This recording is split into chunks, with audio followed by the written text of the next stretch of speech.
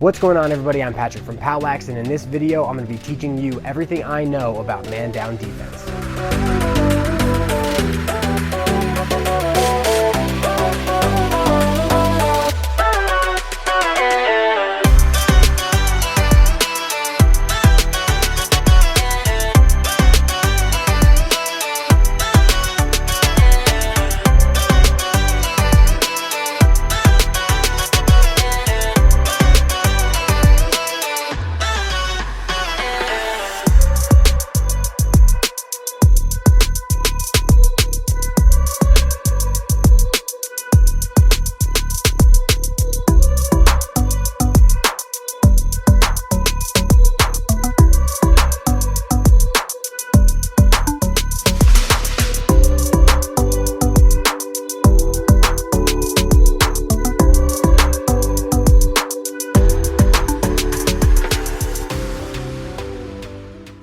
Man down defense happens when one of our players commits a penalty and has to sit out of the game for anywhere from 30 seconds to 3 minutes. Our opposing team is going to be given the ball, and they will be attacking our goal with 6 players, and we will only have 6 players instead of the usual 7, which includes the goalie. Now, despite this disadvantage, on average, collegiate teams defend through the man down time frame about 65% of the times, with the best teams getting as high as 85% and the worst getting as low as about 44%. And with 3 to 4 penalties per team per game, having a very good penalty kill can be the crucial thing in tight games, which can have huge implications when you get to the end of the season, playoff seeding, and maybe making the tournament bracket or not. The purpose of this video is to give you a complete understanding of man down defense. As we go through the video, we're going to talk through the strategies that coaches will implement, as well as the individual play within each of the strategies. Ultimately, at the end of this video, you should have a complete understanding of man down defense so that you can pick which man down defense will work right for your team and you can coach it effectively. We're going to progress through this video in the following way. First, we're going to talk about man-to-man, man-down defenses like the 5-man rotation and 4-man rotation. Then we're going to show how individuals should play within those strategies and kind of what they should be looking for when they're in any specific situation. Then we're going to talk about zone man-down defenses like the box and one, box and string, and house man-down defenses, and then build in what players should be thinking to play within those strategies. Once we have the basic outlines for all of our basic strategies, we're going to talk about a specific scenario when we're 2 men down, a tactic where we're actually going to jump a specific player even though we are man down. Then we're going to talk through 2 man down defensive concepts that really caught my eye in 2019, which is Duke's hybrid man down defense and the box and surprise lock man down defense. Finally, we're going to talk through all the things that surround settled man down defenses like faceoffs and clears. Before we get started, make sure to check out the brand new POWLAX and POWLAXmastercoach.com, where you can download and print the playbook PDFs that accompany over 50 POWLAX videos by becoming a member and supporting this channel. The new site has been streamlined to make navigating, watching, supporting, and downloading the POWLAX content simple and straightforward. We also broadened our membership categories to allow annual and program-wide memberships. Also, make sure to check out the POWLAX Teespring store, where you can get POWLAX hoodies, t-shirts, tank tops, mugs, even phone cases, and you can customize them to fit your team's colorway. Finally, make sure to like, subscribe, and follow POWLAX on all these social media sites. Now let's get back to the video. Before we get into the actual mechanics of each man down defense, we're going to give a broad overview of all of them very quickly, and then we'll build in all of the mechanics behind it. So the first thing to know is that, like traditional defense, man down defense has 2 basic strategies. You've got man-to-man, and then you have zone. Now, our man-to-man strategy is beneficial because we have one player whose only job is to play the ball. Now, that's obviously going to change as the ball moves, and in order to outline the difference between a 5-man and a 4-man, man-to-man, man-down defensive scenario, we are going to have these players in blue swing the ball around the perimeter of the field.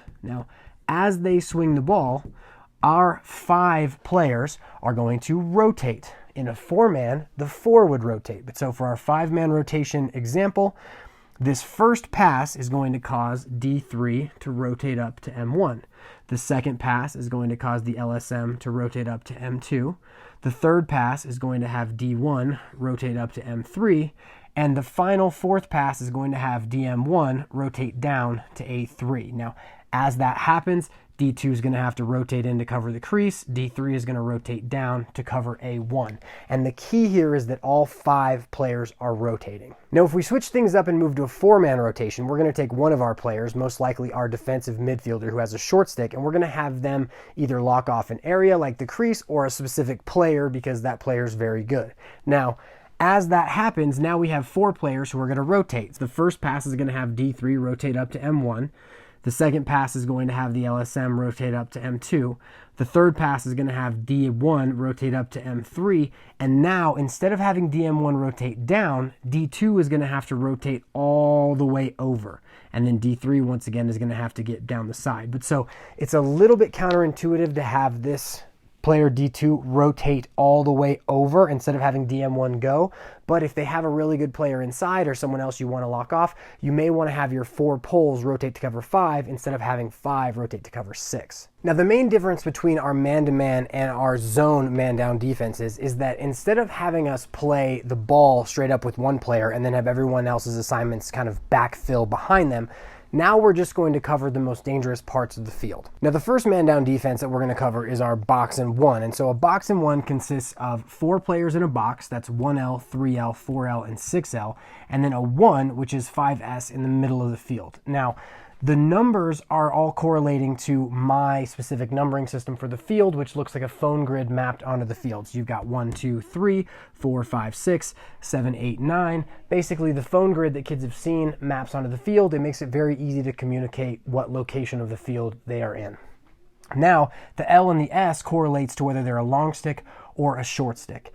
Now, for our box and 1, 1L, 3L, 4L, and 6L make a box, and then our 1 is in the middle to cover the crease. Now, each one of these zones is going to extend out to the edge of dangerous space in their corner of the field, but also come in so that they can help out other locations on the field. So as we draw our box and 1, each one is going to come in through the crease, and now, whenever the ball is opposite them and their zone, they are going to spider all the way into the crease to make sure that they are covering in. And so basically, if you think about a 5 on a die formation, the 5 on a die formation should be maintained as the ball swings around the field. All 5 players should shift from one place to the other as they move around the ball. That way we're covering up the space closest to the ball. So in our example where we're going to have A1 swing the ball to M1 to M2 to M3 to A3,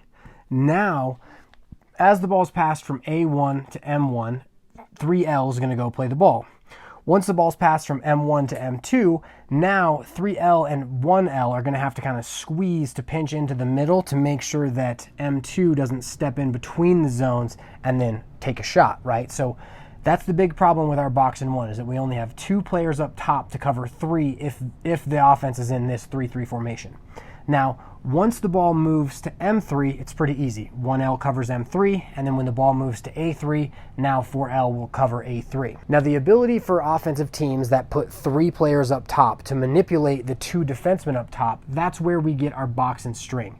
In a box and string, 5S's zone is actually going to elongate to cover up top in top center as well. So, as the ball moves from A1 to M1 to M2, whenever the ball hits M2, now 5S is going to string up to go play M2. So as the ball swings up to them, 5S is going to come up to M2. When the ball moves from him, he's going to get back down and cover the crease. Now, as the ball is at M2, 6L and 4L are going to have to pinch to make sure that they can cover the crease so that we give up our least dangerous pass. Now, the final man-down defense we're going to cover quickly is our house. And so instead of having a player who's covering the crease, we are now going to have 5S's zone actually just be up top. And so the key to remember here, and we'll get into this when we actually cover the dynamics of a house, is that we're actually going to put the short stick somewhere else. We wouldn't put him top center because usually really good shooters are top center.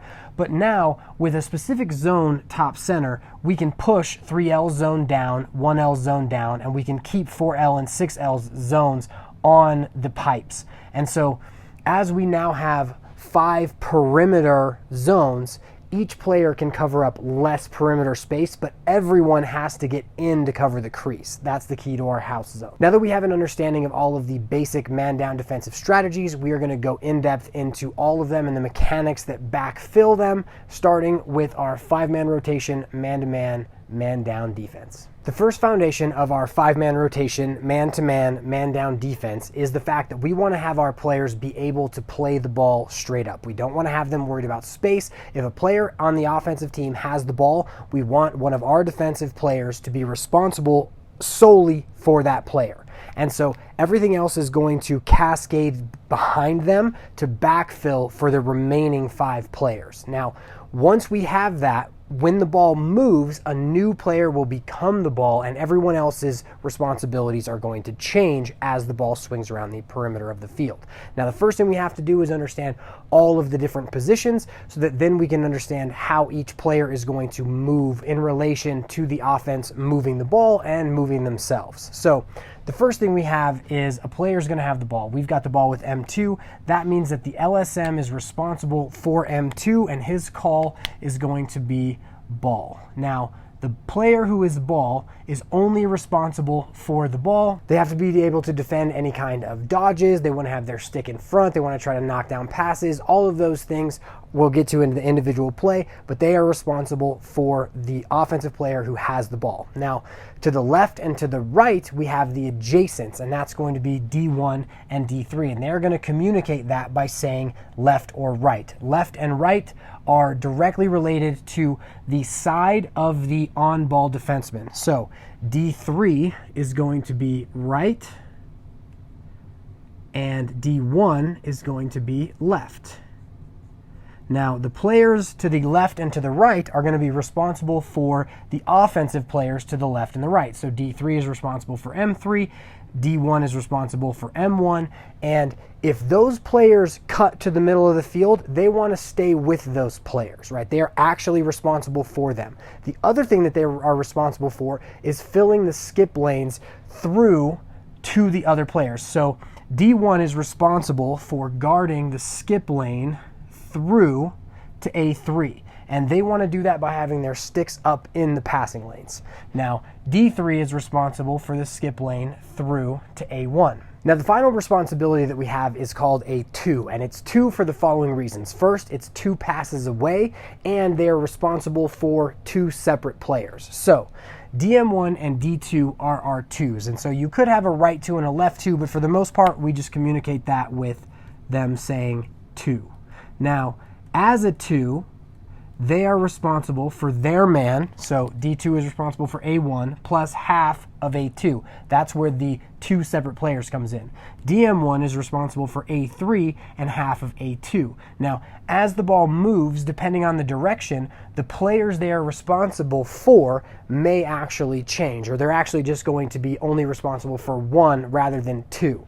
Now, in the same way that D1 is responsible for M1 if he cuts through, DM1 is responsible for A3 if he cuts through. They'll have to communicate who will take A2 if he cuts to the crease, but they are responsible for defending those players within our set. Now, as the ball swings, each player is going to have to shift their responsibilities according to their relationship to the on-ball defender. So right now, the LSM is ball, D1 is left, D3 is right, DM1 and D2 are 2s. But if M1 passes the ball to M3, now D3 becomes the ball, the LSM becomes left, D1 becomes a 2, and DM1 remains a 2, and then D2 becomes right. Now, when the ball moves again, now D2 is ball. And if D2 is ball, that means that DM1 is now right, defending A2. D3 is now left, defending M3 still. The LSM is now 2, defending M2 and half of M1. D1 is now 2, defending A3 and half of M1. And so as you can see, as the ball swings around the perimeter of the field, all of their responsibilities are going to change. In this clip, we're going to give a visual representation of the responsibilities and communication that Notre Dame will be going through. As Hopkins sets up their 3-3, the ball is going to move 3 times from top right to low left. Now, as the ball is up top right, this is ball, left, right, 2, and 2. Now, as the ball moves once, we have a new ball, right, left, 2, and 2. It moves again, ball, left, right, 2, 2.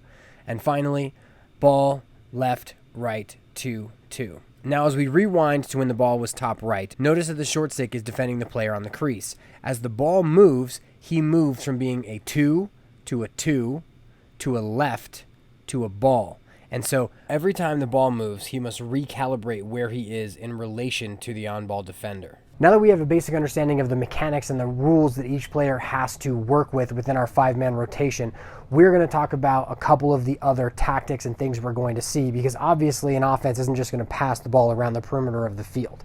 Now, the first thing we're going to discuss is where we want to put our short stick DM1.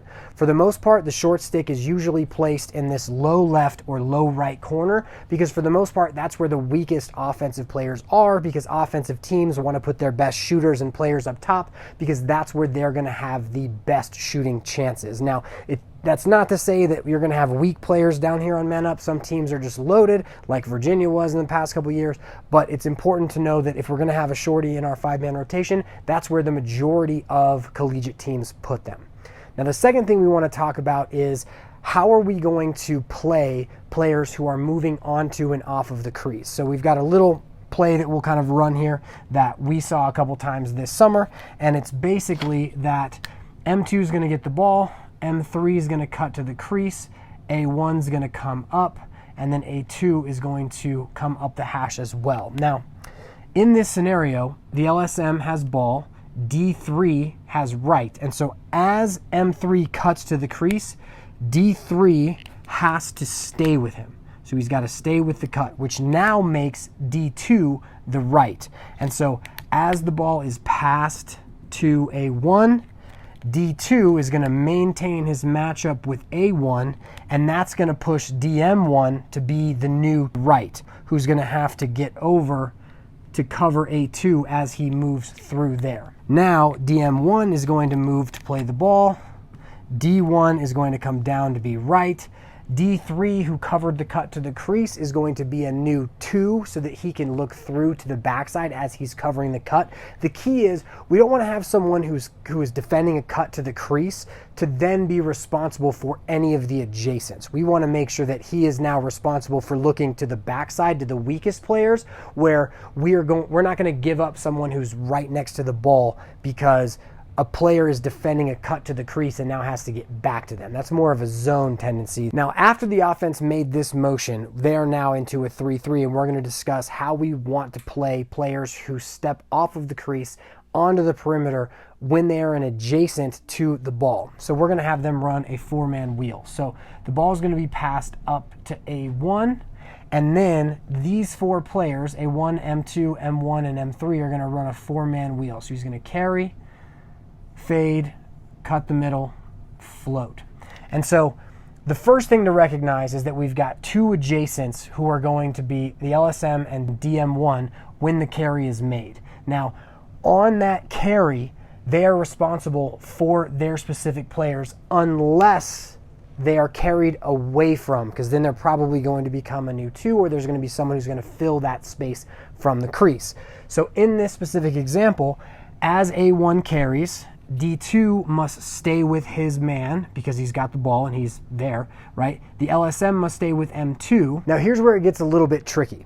Instead of having D3 cover this cut and become the adjacent, we are actually going to have DM1 rotate up to now cover M3. And the reason why is because DM1 is in a place where he is ready to rotate to the next pass back the way he came. And so instead of having D3, who's a 2, become the new right and then pull him away from these backside players, we're actually just going to have DM1 rotate up so that D3 and D1 can now cover M1, A3, and A2 on the backside, because that's the position that they were already in. So the idea here is, instead of having a player come through the defense and out aside, we are just going to maintain the positions that we've already had as the rotation or the motion starts, right? So if it's a pass, we're going to rotate. If it's a carry, we're going to maintain our positions and make sure that we are available to fill the roles that we're already in. And so because A1 carries to the top and DM1 was the right, if M3 pops off of the crease here, DM1 is going to show to it and rotate, which allows D1 and D3 to maintain and stay the twos. In this clip, we're going to watch Yale run 3 4-man top wheels like the one we just outlined against Penn's 5-man rotation. The thing we really want to notice is how does Penn play the players who step off of the crease behind the carry, and how do they play players who are cutting to the crease from the 2 position. The first time through, we're going to focus on how Penn is playing the players who pop off the crease behind the carry. Notice how as the carry begins, the player in the right position sees the player coming off of the crease and rotates up to cover him, telling the 2 that he is leaving. The ball swings forward and Yale runs the 4-man top wheel the other way. The same thing happens. The player in the left position notices the player coming off the crease between him and the ball carrier. He maintains his position and rotates up to be the new left. The ball swings to top right and then down and then back up, and they run another 4-man top wheel, and this time the exact same thing happens. The player who is floating off the crease behind the carry is met by the original right. Now this time the ball carrier actually sees him rotate up and skips the ball through to the right pipe. They definitely got away with one here. The ball's passed back up to top right, to top center, back to top right. They take a nice shot and the ball is saved. Now we're going to focus on how Penn is playing the players who are cutting to the crease. In the first example, they're going to play it like a true 5-man rotation, where the player in the 2 position is going to stay with the cut and then end up on the opposite side of the field as a 2. In the second and third examples, Penn uses an advanced concept and zones up using the 2s and covering all 3 using more zone principles, but that's not always going to work the way that they want it depending on the movement of the offense. Even here, you can see that the cut to the crease is actually wide open. Yale just doesn't find it. For the most part, in a true 5-man rotation, any cuts need to be covered to the crease, and then they will reestablish their 2 positions by having the player who defended the cut become a 2, as well as the player who is naturally already a 2. Now, in the event that there are only 5 perimeter players, we're essentially going to spoke out to any of the offensive players on the perimeter of the field. So here, if M2 has the ball and now he makes 2 passes, say to A2 and then down to A3, we are basically going to have everyone spider in on the backside. So when M2 has the ball, D3 is spidered into M3, DM1 is spidered into M3, and they are the 2s because they're covering M3 but also responsible for A3 and A1. Now, as the ball moves to A2, now that's going to pull D1 in and it's going to release D3 out to play A3. When the ball moves again, now the LSM is going to have to get in to cover the crease because now D2 and DM1 are going to be the right and left. And so now we have another dilemma. Do we want to go play the ball at X? I like to play the ball at X because I think that having a player sit back there and then try and feed the 5v5 up top is something where we're going to give up a bunch of goals. And I also don't like the idea of waiting by the pipes because that's much more of a zone principle. For instance, if in this set we have D3 sit here on the pipe when A3 gets the ball, and now A3 rounds this corner, now DM1, who was supposed to be the right, is now ball for some reason because we didn't maintain the ideas of how we're playing. Like, if you don't want to play the ball at X, I say don't go and play in a man-to-man type of formation because unless you're going to go into some kind of zone when the ball's at X, you're not going to be using the same rules when the ball is at X. And so I like the idea of playing at X if you're going to use your 5-man rotation or using some other kind of zone to backfill your 5-man. Now we're going to go through a bunch of examples of some collegiate teams using their 5-man rotation. In this clip, we're going to watch Duke's 5-man rotation versus Richmond, and we're going to focus on 2 parts. First is how one of our 2s needs to get down to the backside pipe whenever the ball hits one of the low corners. Next, we're going to talk about how defending cuts as the 2 will oftentimes bring you into the crease, but if the ball continues to swing, you're going to stay in your section of the field because you're in to cover as the 2, but as the ball moves, you become a left or a right. As we begin this clip, notice how this player here is going to get down to the backside pipe player once the ball moves to the low corner. As the ball swings through X, this player becomes the backside pipe 2.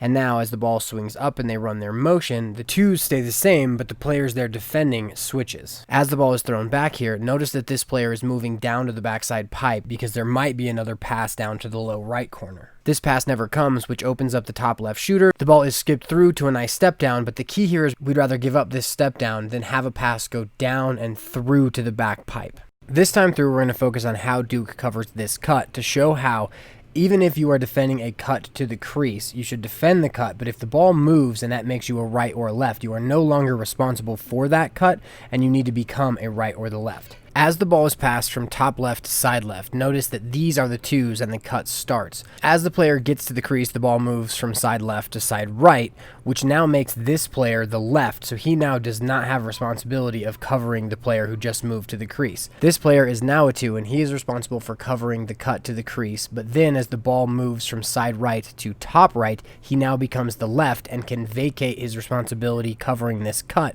because he is now the new left. In this clip of Virginia's man up versus UNC's 5-man rotation, you're going to notice that Virginia is going to run an initial motion to set up their 3-3. Instead of having this pole cover the cut to the crease, they're just going to pass him off and allow the short stick to move upfield to cover the crease because that's where UNC would have wanted the short stick to start with. Once that happens, Virginia swings the ball and they're actually going to attack this short stick. So once the ball hits side right, it moves up top right to top center, and as the short stick moves in to cover the crease as a 2, the player top center throws a no-look pass through to bottom right, and the goalie makes a tremendous save. The key here is that if you want your players to start in a specific position before moving into the 5-man rotation, you can have them do it. They just need to know what's going on. In this clip of Loyola's man-up offense versus Syracuse's 5-man rotation, we're going to show 2 adaptations that Syracuse uses. First, Syracuse uses a zone principle by having one player play 2. Now, this doesn't seem like a bad thing because Loyola's not attacking the goal yet, but as all the players are rotating, if one player decides to play 2, that's going to change the responsibilities of everyone else around him. Notice how on this pass, this player's left, this player's right, these are the 2 twos, and as he decides to play 2, the left maintains his responsibility as the left, but instead of playing this player, he now has to rotate up to this player. This isn't a very big deal here, but if Loyola was attacking the goal, this could have dire consequences because everyone's responsibility would have to shift because one player tried to play 2. Now, as the ball swings to the left side of the field, through X and then back, you'll notice that Syracuse goes into a house zone until the motion is finished. Then, as Loyola continues to play, they resume their 5-man rotation. Now, right here, you're going to see that the short stick actually gets pulled too far inside as the ball hits the right side of the field. Then, as it reverses back, the long stick and the short stick actually switch, which puts the short stick at the low left position rather than top left. This isn't necessarily a bad thing, but each position has to understand their new role based on the new position that they're in. Here, the long stick tries to play the player who is side left and top left, and the short stick plays the player on the crease and doesn't get back to the player who is bottom left. This leaves the bottom left player open, the ball is skipped through to him, and Loyola scores. Now we're going to move on to the 4-man rotation. So the 4-man rotation is a man-to-man, man-down defensive strategy where we are actually going to take our short stick defenseman, and instead of having them be a part of the rotation, we're going to eliminate him and have him defend either a part of the field or a specific player on the other team. Now, in my previous 4-man rotation video, I had this player lock off the crease, and that actually ended up being disastrous because in this 3-3 set that the offense was in, we ended up isolating this defenseman between A3 and A1, and the skip passes through here just totally destroyed us. So instead of doing that, now we're going to have the other player lock off either a specific player or any of the perimeter spaces. Now that our short stick midfielder here has locked off one of the offensive players, a lot of times that offensive player will kind of leave the set. Sometimes they'll be inside, but the key is to remember that with that player locked off, none of the other players are going to communicate with or about the offensive or defensive player. Now, sometimes that player will come and pick, and we'll kind of get to that a little bit later, but the key is that the communication and responsibilities of these 4 players are going to mirror just the regular man-to-man style, and they will not include either of these players. Now, with the ball up here with M2, the LSM is ball. That's all he's responsible for. Next, we have the left, which is D1, and he is responsible for his player on the left M3 as well as the skip pass through to A2. That's when there's no crease. We'll show with the crease in a second. Now, right is D3, and he is responsible for M1 and the skip lane through to A3. Finally, we have the 2, which is D2, and he is responsible for A2 and A3. Now, as the ball moves, all of these are going to change. And so if the ball moves from M2 to M3 to A2, we're going to have 2 changes of their responsibilities. On the first pass, D1 is going to rotate up to be ball, which makes the LSM right and D2 left, and D3 2, because D3 is guarding M1 and A3. Now, when the ball moves again, D2 is going to come to be ball, D1 is going to drop back and be right, the LSM is going to be 2, splitting M2 and M1, and D3 is going to get down the back pipe to become the new left, which is guarding A3. So now, if A2 is on the crease, we're going to have the same kind of communication, except for this time they're not really going to rotate, they're just going to spider in to cover the crease like they did in the 5-man example. So, as M2 has the ball, LSM is ball, D1 is left, D3 is right, and D2 is 2 because he has A2 and A3. Now, as the ball moves from M2 to M3 to A3, we're once again going to have 2 changes in their responsibilities. So, on the first pass, D1 moves out and becomes ball, which makes the LSM right and D2 left. D3 now has to spider in to become the 2 and guard the crease. Now on the second movement, D2 moves out to play the ball, which makes D1 right. D3 can kind of spider out a bit to cover M1 as the left. And then the LSM has to spider all the way in to cover A2 on the crease while also defending M2. Now, once again, teams aren't just going to sit there in their formations. We need to make sure that we know how to cover players who are exiting and entering the crease. In order to discuss how we're going to play players who cut to the crease or pop off the crease into an adjacent position, we're going to have the offense run a simple 3-man wheel. M2 is going to carry across the top, M3 is going to cut the middle, and A2 is going to pop off to top right. Now, in this event, we are going to maintain the responsibilities that we can. So, first off, we have the player cutting the middle. That's D1's responsibility. He's going to maintain that responsibility throughout the motion, which means that once he gets to the crease, he now will become the new 2, because he's defending the crease player and the player farthest from the ball, which will be M1. Now, D3 is right, which means he's going to maintain his right responsibility because the ball carrier moved away from him. So now he is going to rotate up to cover and be the right. D1 will be 2, D3 will be right. Now, finally, we have D2, who now will become the left because once M2 gets over, D2 is now going to just stay and defend A3 as the left, and that's where he will be. So in the event that a player pops off behind the ball, whoever was responsible for that, whether it was the right or the left, is going to rotate to pick that up. Now, if an adjacent player cuts to the crease, the defenseman guarding that player is going to guard them through to the crease, and they are then going to become the new 2. That way we keep as much of the rules the same as we possibly can until the ball moves again. The final 2 ideas that we're going to cover is what are we going to do if this offensive player decides to set picks? Because if he sets picks, we're no longer going to have the short stick who's going to be able to come off of the pick and switch. They're actually going to have to stay on them, so we're going to have to communicate much better, and we've got a couple live examples where we're going to show that. The next thing we want to know is, are we going to play the ball at X? I like to play the ball at X because I think that obviously feeding through without any pressure on your hands is not a good look, but for the most part, once you lock off one of their players, offenses don't usually go to X because the 5 on a die formation or the house formation works much more efficiently than it does to have anybody play X. But if there is someone who does play at X, we will end up covering them. In our first 2 examples, we're going to go over the responsibilities of the 4-man rotation and how that reflects in defending 5 perimeter players, as well as how it is used to defend 4 perimeter players with 1 inside when the player who is locked off leaves the set. And in our second example, it's going to show exactly why I don't like running a 4-man rotation with the crease locked off against a 3-3. In our first clip, we're going to show the tail end of Yale versus Penn State, as Yale is in a 3-3 and Penn State is running a 4-man while locking off the crease. Notice how as the ball is passed from back left to back right, we have ball, left, right, and 2 while the crease is being locked off. Now, as the ball swings, we have ball, left, right, 2, another pass, ball, left, right, 2, another pass, ball, left, right, 2. These 4 players are going to rotate around the crease while the final defenseman locks off the crease. In our second example, we're going to show the same man-up motion versus the 4-man rotation and why I no longer like locking off the crease when you want to run a 4-man. Notice that they run their little 4-man wheel, the ball is passed back, then back to top center, and the ball is skipped through to the low corners. Pretty pass, even better finish. Now if we rewind it a little bit, notice here we have ball, right, left, and 2, and the 2 is suspended between the low left pipe and the low right pipe. This is the pass that can absolutely destroy 4-man rotations. Now we're going to go over the responsibilities when the locked off player leaves the set and we end up with a 5 on a die formation for the offense, and the remaining 4 defensive players have to spider in when they're on the backside to cover the crease.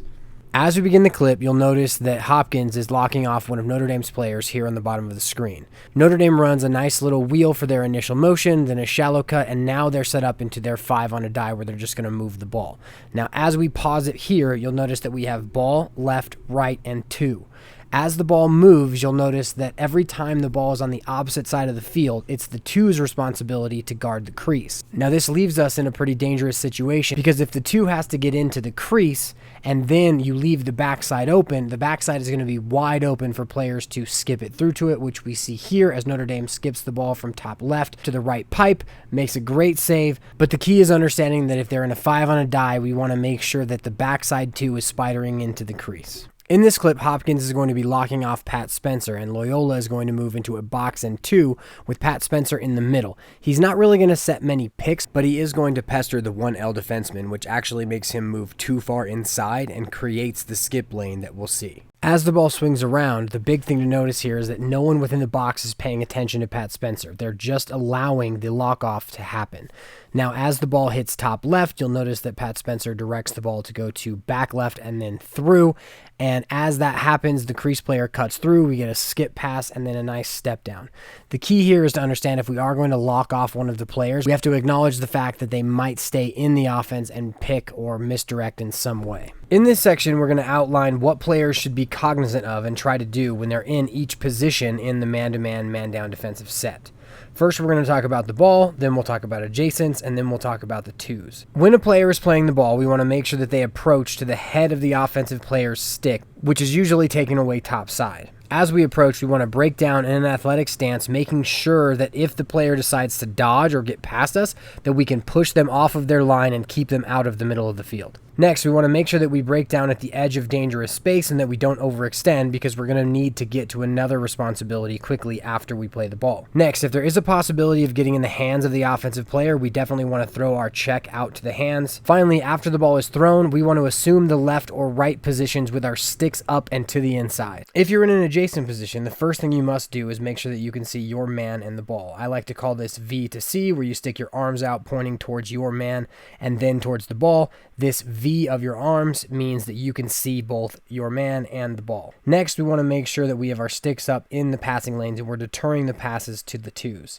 If your player decides to cut, we want to make sure that we stay with the cut through the crease and we'll end up as a 2 on the backside. In the event that the ball carrier moves and a new player comes between us and the ball carrier, we want to rotate up to that player. Finally, in the event that the ball carrier looks like they're going to pass to our player, we want to anticipate the pass and arrive with the ball. When we are defending in the 2 position, the first thing we want to do is make sure that we are in a stance that allows us to see both of the players that we are defending. Then we want to locate both of those players. Once we locate both of those players, we want to shade towards the more dangerous player, which usually means that that player is in on the crease. If they are both on the perimeter of the field, we want to make sure that we split both of them evenly.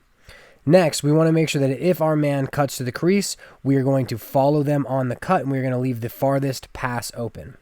Finally, we want to make sure that we announce pops off the crease so that if you're defending a player and they pop off the crease to an adjacent position, we need to alert the adjacent defender and make sure that they know to rotate up to that player. If we are on the man-down defense and we are being used as a personnel lock-off, we are going to face guard the player who we are playing. That means that we are going to basically put our face in the other player's face and we are not going to worry about anything except for that player.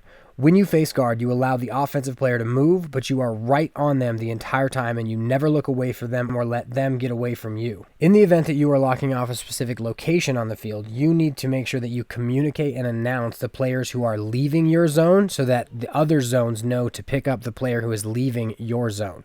They're going to become someone else's responsibility, but you have the responsibility of letting them know that they're coming. Finally, if somebody cuts into your space, you must make sure that you shift to defend them and announce that you have covered them so that the player in the zone that they came from can release to cover the rest of their zone. Now we're going to discuss the mechanics and the principles of zone man-to-man defense. Now, before we get into that, let's talk about why we'd want to use a zone man-to-man defense. First, it's way easier to install than a man-to-man rotational defense because players only have to understand I need to defend this space, right?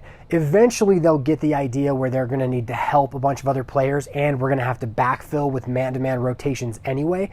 But the idea of telling players to defend a specific space because it's dangerous to shoot from is a lot easier at the lower levels than it is to explain how and why rotations are effective. Now, the second reason we're going to want to run zones is because, like we just said, it defends dangerous space, right? So the most dangerous space, the place we do not want players to shoot from, is the place where we are going to defend. Now, especially at the lower levels, the reason why this works so well is because players don't have the range to extend the field and to extend the zone and create gaps in the zone. The other thing is they also don't have the stick skills to pinpoint feeds inside when a person is pulled out of a zone and then we throw to the opposite side of the zone. The only issue here is a lot of players who begin to think all I have to do is defend this specific space don't actually end up developing their ability to move well and locate and find new players to defend and understand kind of why they're defending. So I always lean towards the idea of teaching man-to-man first because we're going to backfill the zone with it anyway, but it is more difficult to do. As we talk about the box and one, box and string, and house zone man-down defenses, we're going to discuss zone principles that apply to everything within the box and one and then the box and string and house. So just because we talked about a specific tactic within the box and one doesn't mean that it doesn't apply to the box and string and house. We are going to use zone principles within each to teach each. So to begin, let's build our box and one. Our box and one is comprised of 4 corners of the crease that create a box. We've got 1L top left, 3L top right, 4L side left, and 6L side right. Then we fill it out with the 1, which is 5S, who takes the crease, which is in the 5 spot or the crease. Now that builds our box and one, and each one of these zones actually goes further through the crease than it does out to the perimeter of the field. So even though the edges of the zones might be here, about right where these players are standing, the edges of the zones on the inside actually crosses the middle of the field. This is so that our players understand that they are very much so able to come into the middle of the field to help other zones, but we don't want them extending out beyond the edge of dangerous space. This is an image from the PDF, and it really shows how the zones bleed into each other in the middle of the field, but they don't really seep out too far to the edges of the field. The first zone principle that we have is defend the dangerous, and this is a huge one. This is the entire point of the zone. We want to defend players based on how dangerous they are. Now, a player is dangerous based on the following things. First is, do they have the ball? If they have the ball, they're way more dangerous than a player who doesn't have the ball. The next thing is their proximity in relation to the goal. If they're close to the goal with the ball, they're very, very dangerous. If they have the ball but they're way away from the goal, we really don't mind. We can hold our zone in here because if we give up shots that are far away, our goalie will make those saves. The second principle we have is communication, and we are going to communicate our positions on the field, how that relates to the ball, as well as any type of action that we are doing. Now, as far as it goes in terms of our relationship to the player who's defending the ball, we're going to use the same ideas as we did with the man-to-man, where the LSM is ball because M1 has the ball. Now, D1 is to the left of the LSM, which makes him left. D2 is to the right of the LSM, which makes him right. And D3 is 2 because he's at least 2 passes away. He's 2 zones away. DM1 we're going to give inside. He is covering up inside. Our next 2 principles are bungee back and show and slow play. And in order to outline what that is, we're going to have the offense just make 2 simple passes. They're going to pass from M1 to M2 and then from M2 to M3. And within those two passes, we are going to see the ideas of bungee back and show and slow play. So as we begin this, the LSM is on ball, and the ball is going to be passed from M1 to M2. Now, as the LSM extends out to play M1, once the ball moves out of his zone or out of this spot, he needs to recover back and bungee back into the center of his zone.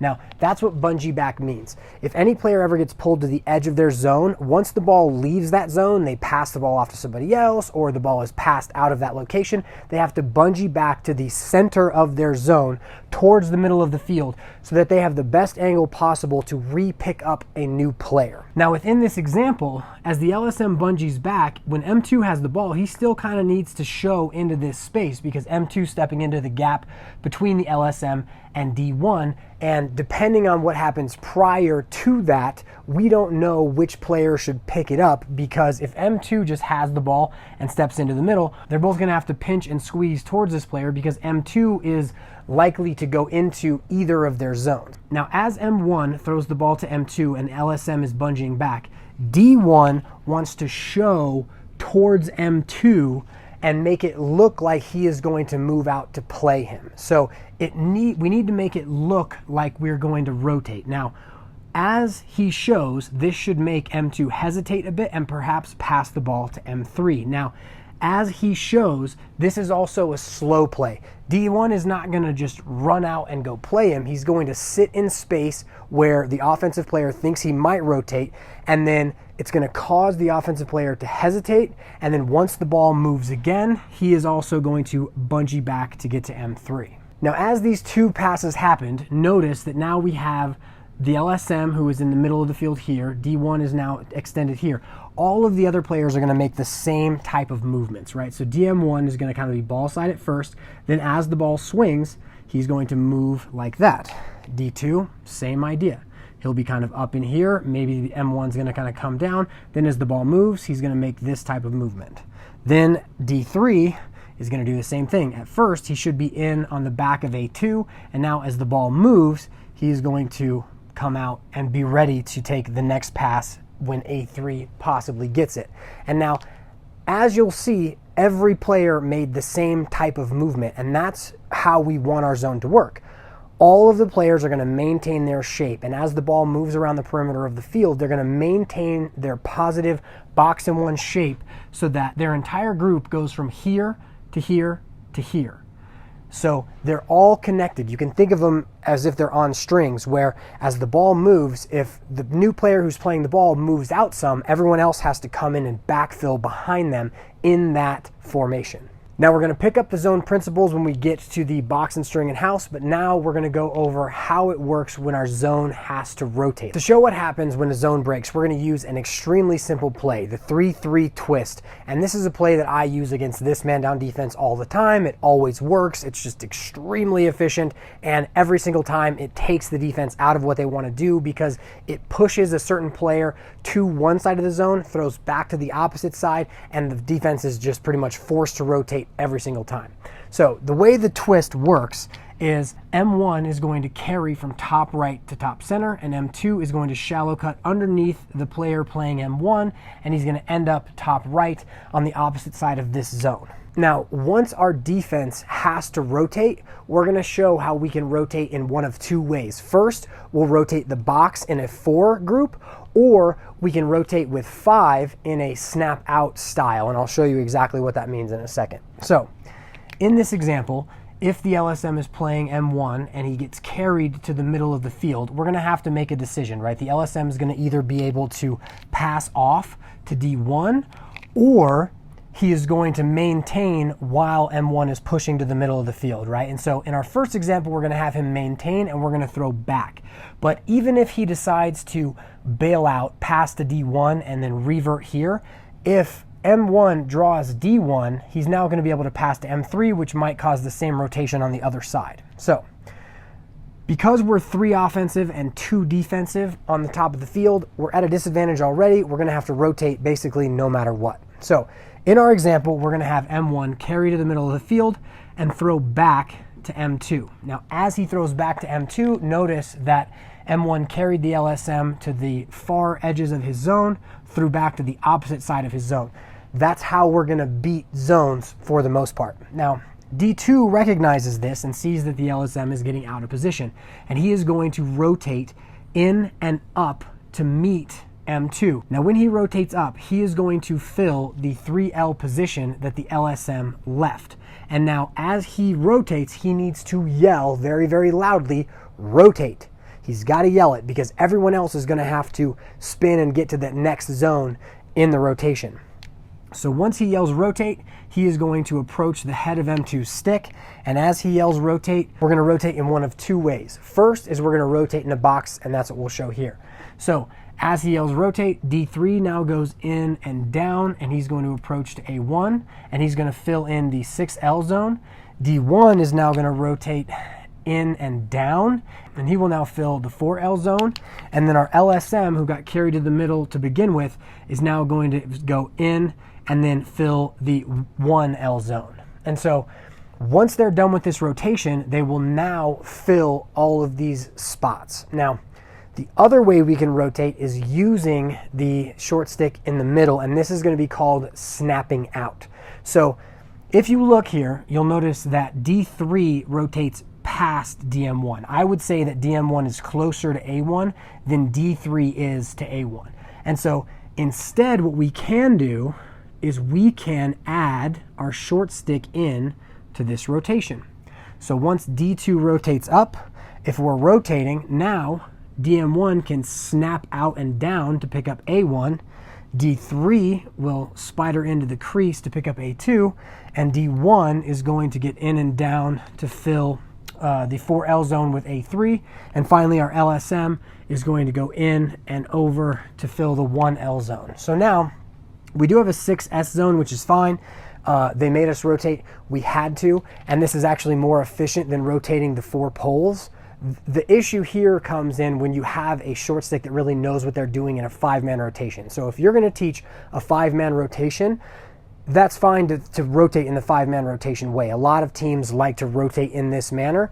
The key is whether or not your players can understand. Like if you don't use the time in practice to build in the short stick defenseman's position within your man down defense to show them what they need to do, it's best to just keep them inside and allow the poles who know what's going on to do what they know how to do. In our first clip of Virginia playing against Robert Morris's box and 1, we're going to focus on establishing the zones, showing how Robert Morris does a great job of defending the dangerous, and slow playing to allow for players to bungee back. First, let's establish our zones. We've got 1L, 3L, 4L, 5S, and 6L. Each player is responsible for doing their best to defend this zone. As we begin the clip, notice how Robert Morris allows Virginia to swing the ball because none of them are really dangerous, they're just moving the ball.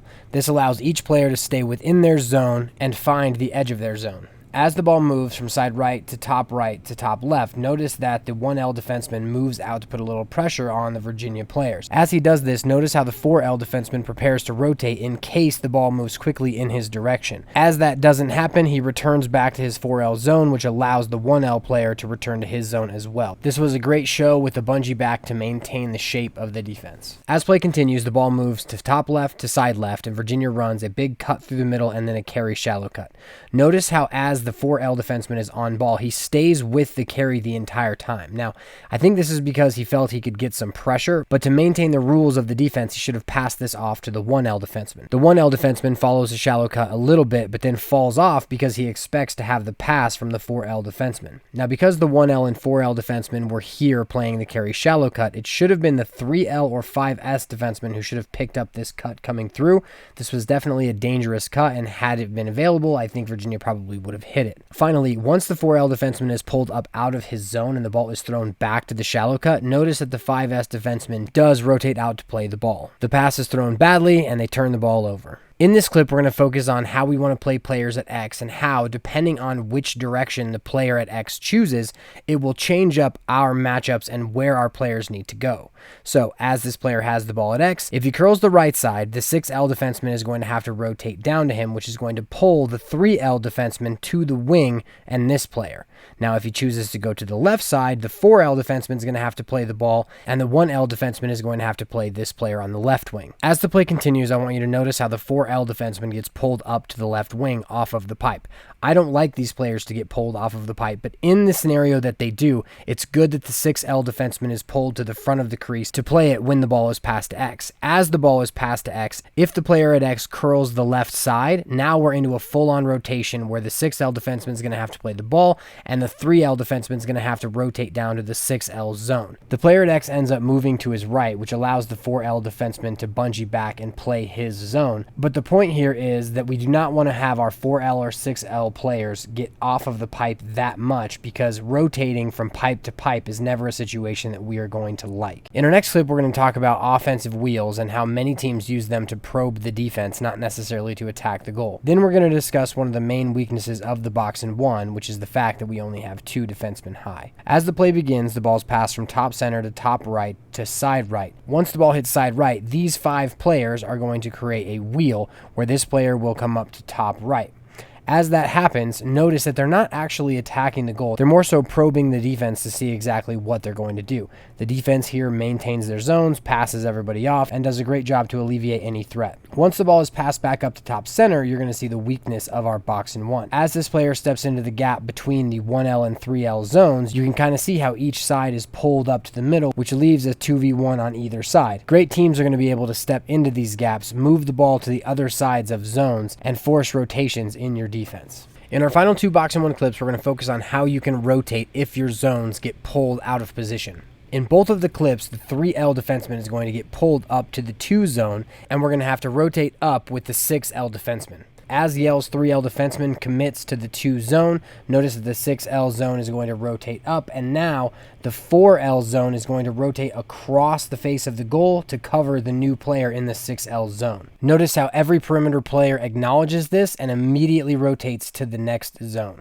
In our next clip, Towson's 3L defenseman commits to the 2L zone, the 6L defenseman rotates up to the 3 zone, and now, instead of having the 4L defenseman rotate across the face of goal, the 5S defenseman snaps out to the 6L zone and becomes the new player in the 6th zone. Now we're going to move on to the box and string and house zone man-down defenses. And as we talk about both, we're going to cover both at once because they're very, very similar. The question is, who covers the crease when the ball is on the other side of the field? That's the only true difference. And so we're going to outline those differences here. In a box and string man-down defense, we're going to use the same box concept as the box and one, where our 4 players, 1L, 2L, 4L, and 6L, are going to be in a box covering zones in that area. Now, 5S, instead of having a 1 zone in the middle, he's actually going to cover 2 zones in kind of a skinny line fashion. So he's going to cover the crease, the 5 area, and the 2 area up top when the ball is there. So if the ball swings from M1 to M2, instead of having 1L and 2L pinch, now 5S is going to come up to play it, which means that 4L and 6L are going to have to spider in to cover the crease as well as their men who are here. That's where our skip passes with 1L and 2L having their sticks up into the inside is very important within our zone principles. Now, if we want to run a house zone, now we're actually going to move this 5S zone out to the perimeter. And when we move the short stick out to the perimeter, we're going to want him to fill the 4L spot. So now 4 is actually going to be an S. You're going to have a 4S. Now that is going to push another player into the middle of the field here, which will pick up our zone in the 2 spot. So now we are actually going to have a 2L spot here. And so the reason why our short stick ends up here is because that's traditionally what the collegiate teams do. For the most part, shooters want to be up top. And so a less competent player is oftentimes down low because they're not as active as the shooters up top. But depending on the team, their best player could be in this spot and you could be putting your short stick on him. That's just what the teams are doing. But now the mechanics of our house zone are the following. Now, if a player is backside, like here when M1 has the ball, 4S is going to have to spider all the way in to cover the crease. 1L should also be in helping on the crease because he's a 2. So we've got ball with 2L, 6L is right, 2L is left, and we've got 2 2s back here who have to cover the crease. Now the reason why this is hard to decipher between the box and string and house zone is because as the ball moves from M1 to M2 to M3 to A4, Once the ball hits a 3, 2L is now a 2. And if 2L is a 2, that means that he has to actually get in to cover the crease in the exact same manner that he would have had to do in the box and string. The only real difference that we'll see here is that 2L will also spider all the way in, because he also has to be responsible for the crease when the ball is away. Obviously 4S is going to be out on the ball if the ball gets swung over there. But so the whole idea and the whole difference between the box and string and the house is, where is the short stick, and does the player who's defending top center come in to cover the crease by himself, or does everyone kind of spider in to cover on the backside when the ball is away from them? Now, what are the positives or negatives of running a box and string versus a house zone? In a box and string, the really effective thing is that we're going to absolutely cover the crease when the ball is anywhere but up top. It is a little dicey to get the low 4L and 6L players inside on the box and string when the ball is up top, but for the most part, we're covering the crease when the ball is not up top. Second is, as the ball hits top center, a lot of players who are carrying to top center don't recognize the player coming off of the crease player and getting up to the top center. It's just a harder read to make. Whereas for the house zone, because we have 5 perimeter zones, that's going to allow 4L or 4S and 6L to stay on the pipes, because as we build our 2L zone here, that's going to push the 2L zone further down the side, as well as the 1L zone, right? So because the 1L and 2L zones are pushed further down the side, that's going to keep our 6L zone closer to the pipe, as well as our 4S zone. Obviously, these are going to intermingle in the middle a little bit more, and you can take a look at the PDF diagram for that. Now, in order to outline more man-down defense zone principles like we began to in the box and one section of this video, we are going to outline 2 plays each for a box and string as well as a house zone to show you some of the other elements of our zone man-down defenses. The first play we're going to have is a box and string versus that twist play that we had when we talked about the box and one. And so the first thing we're going to have is M1's going to have the ball. The LSM is going to move out to play M1. Now, as M1 carries to the middle of the field here and M2 shallow cuts underneath the LSM, now when M1 gets to the 2 spot, DM1 is going to have to move up to play them. And so anytime a player carries from one zone to another, we're going to want to do a pass. And so whichever player is in the zone that is accepting the player must communicate a pass. And they're going to yell, pass. And as a player hears pass, they are going to bungee back like we talked about within the box and one video. And so as M1 carries to the middle of the field, the LSM is going to maintain his coverage of M1, and then he should hear DM1 yell pass, and DM1 is now going to approach M1.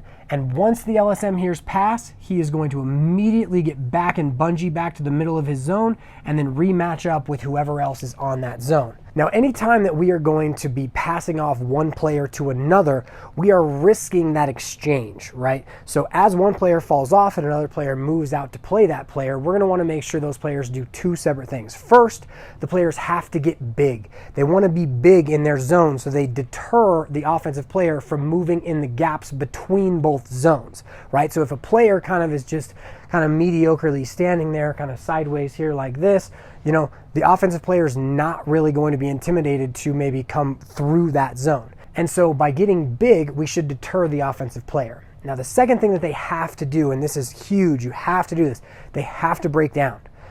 You cannot run out at an offensive player and not be in a position where you can move your body in any which way. Like if I'm running this way and you're running at me, if I don't stop moving towards you and you make a move to the side, you're going to go right past me. So what I need to do is I need to break down. I need to obviously get low, chop my feet like I would. We'll go over that in the individual play section. But you got to make sure that you are able to react to the player that is coming at you, and that's your breakdown. The next zone principle that we have works for everybody on the defense, and we're going to show it very truly in the adjacent left and right positions. So as we end our twist, or even if they're just in a 3-3 passing the ball around, if we're in our box and string and the ball is top center, DM1 has to move out to play the ball. Now, in that event, we're giving up a 3v2 on the lower half of the field. And so D2 and D3 are going to have to cover inside with A2. Now, if A2 circles up behind DM1, that's going to bring D2 or D3 way inside of the defense. And in that situation, this skip pass through to A1 or through to A3 is going to be there a lot of the time. The only thing that's going to keep that from happening, if this is the scenario that we choose, is D1 and the LSM have to have their sticks up in passing lanes and be ready and expect to knock the ball down. They have to get their sticks up in passing lanes so that the vision of the feeder M2 up top thinks that that lane is closed. It's not even necessarily the idea that we're going to knock down all the passes. It's just the fact that, let's say M1 has the ball's passed to M2. As the LSM's getting back in, his stick has to be up in that passing lane so that when M2 looks through to A1, he is going to see a stick, not a lane. Now we're going to use the house zone to show how we want to make sure our players are playing the crease and the piped. And the key is we never want to leave the crease open or either pipe open. We want to make sure we're passing in the event that people are trying to carry us off of a pipe. So in this example, A1 passes the ball to A3. Now, as the ball moves from this side of the field to the opposite side of the field, that's going to mean that the LSM who's helping on the crease is going to have to pass off to D1. So D3 will he'll maintain his crease play, but D1 will now come in. Now we are going to have the offense run a four-man side wheel. So A3 is going to carry up, M1 is going to fade to top center, M2 is going to cut the middle, and A2 is going to come out to this pipe. Now, as this happens, we do not want D2 coming high up and getting up the hash because goals happen on the pipes. Like, the pipes are extremely deadly. We would rather give up a shot from here than a shot from here. And so as A3 carries up the wing, we want to make sure that the LSM knows that even though his man is moving to the center and he might come this way, he needs to get in and pass off A3 as quickly as possible so that D2 can come up and then immediately get right back to A2 because A2 is the most dangerous player. We do not want to allow anyone to pull us off of the pipes. And the play you'll see a ton, especially at the high school levels, is you'll see two players here who are kind of playing cat and mouse with D2. We want D2 to cover the player who is near the pipe. We want the LSM to cover the player who is on the wing. In the event that the offense makes our house zone or our box and string rotate, we're going to rotate with 5 players, not usually 4. It's possible with 4 in a box and string, but for the most part, we're going to rotate 5 because that's just the more intuitive way to do it for most players. Now, in order to show you how we're going to do that, we're going to use one of my favorite man-up plays, which is a 4-man top wheel. So the ball's going to swing from M1 to A3 and back up to M1. Now, as M1 catches the ball, he's going to carry to top center. M2 is going to fade to top left. M3 is going to cut the middle to the crease. And then A2 is going to float out behind M1 and become the new top right position. Now, for our defense in our house zone, the LSM is going to stay with M1 on his carry until he is passed by D3. Once D3 decides to pass M1, now the LSM has to bungee back. Now the question is, does he get back in time or do we have to rotate D2 up? So let's say that the pass comes back to A2 and D2 says he's got to rotate. Now we're going to rotate with 5 players. That means everyone is going to switch and rotate to the next possible spot. D2 rotates up and to the top right zone. DM1 is going to rotate in and over to the 6 zone. D1 is going to rotate and cover the crease here and actually become the 4 zone. Then D3, once the ball's passed back, is going to recover to the 1 zone, and the LSM, who was originally carried to top center, is going to bungee back kind of to the 3 to see if he can get to A2, but then he will end up filling the 2 zone. So in the same way the 4-man rotated 4 in a box, this is going to rotate 5 in almost a pentagon style. In this first clip, we're going to give a visual representation of what a house zone or box and string zone is going to look like. Now, this is one of the only clips I could find that actually resembles a box and string man down defense, and you'll notice it because the player in the 2 zone does a great job of getting right back to the crease anytime the ball moves, even to the top left or top right zones. As we begin the clip, we have the 1L zone, 3L zone, 4S zone, and 6L zone. Now our final zone is either going to be a 2L zone, which is this player here, and that will create our house zone, or it will be a 2-5 stringed zone, which is going to be elongated to cover the crease, which shows that this player is going to defend the player up top when the ball is there, but any other time he will be in defending the player on the crease. In this clip, Notre Dame is going to swing the ball, then they're going to run a 4-man side wheel, swing the ball, and then run a nice little twist on the left side. Now, as the ball hits top left, they run their 4-man side wheel, and I want you to keep your eye on the player in the 2-5L zone, and notice how once he recognizes that the player is going to carry to top center, he lets the crease player go and then defends and then passes off the player who is cutting from top center so that he can meet the ball carrier as he hits up top. Then once the ball begins to swing again, notice how anytime the ball is away from the top center player, even when it's just top left or top right, he is immediately back in trying to defend the crease player. Then once the ball hits bottom left, this player carries up over a shallow cut, and the 2 players do a great job of just passing off this carry shallow cut. The ball is passed up top to top right, back to top center, to top left. The ball is skipped through to the top right shooter, who takes a nice shot, misses wide, and by this time, the man up is over. In this clip, we're going to watch Virginia running their house zone that was very successful during the NCAA tournament in 2019. Now, as Maryland is swinging the ball, you'll notice that this player is going to cut all the way to the crease. They're going to swing the ball around, and notice how far this player gets in to cover the crease when the ball is on the backside. That is what we need anytime we're trying to run a house. It doesn't matter which zone the players are in. If there's a player on the crease and the ball is on the opposite side of you, you are spidered all the way into the crease to cover, just like this. In this clip of Penn State's house zone versus Michigan, we're going to focus on how Penn State plays in order to keep their defensemen on the pipes. As the ball swings around the field, you're going to notice that this top center player is going to cut all the way through X. This is something that a lot of high school teams love to do. They swing the ball, they add another player at X that's going to overload, so they're going to carry up the right hash and then throw back to this player. Now notice how as the short stick gets carried up the hash, the player in the 4L zone spiders over and shows in order to allow the 6S zone to get right back. This is a great job of showing and slow playing in order to allow the 6S zone to bungee back. Also, this player should be commended for recognizing that one player tried to play 2 and covering up the wing side of the 6S zone. As play continues, the ball swings all the way back to bottom right, and this player carries up over a shallow cut like we saw in the last example. Now notice how as he carries up, the player passes off very quickly to allow for the 6S zone to stay as close to the pipe as possible. The ball is passed up top and then skipped through from top center to bottom left. Penn State does a great job of bungeeing back and taking care of this threat. The ball's passed from back left to back right and then up top to top center, and this player takes a nice step down but misses wide, and the man-up opportunity is over.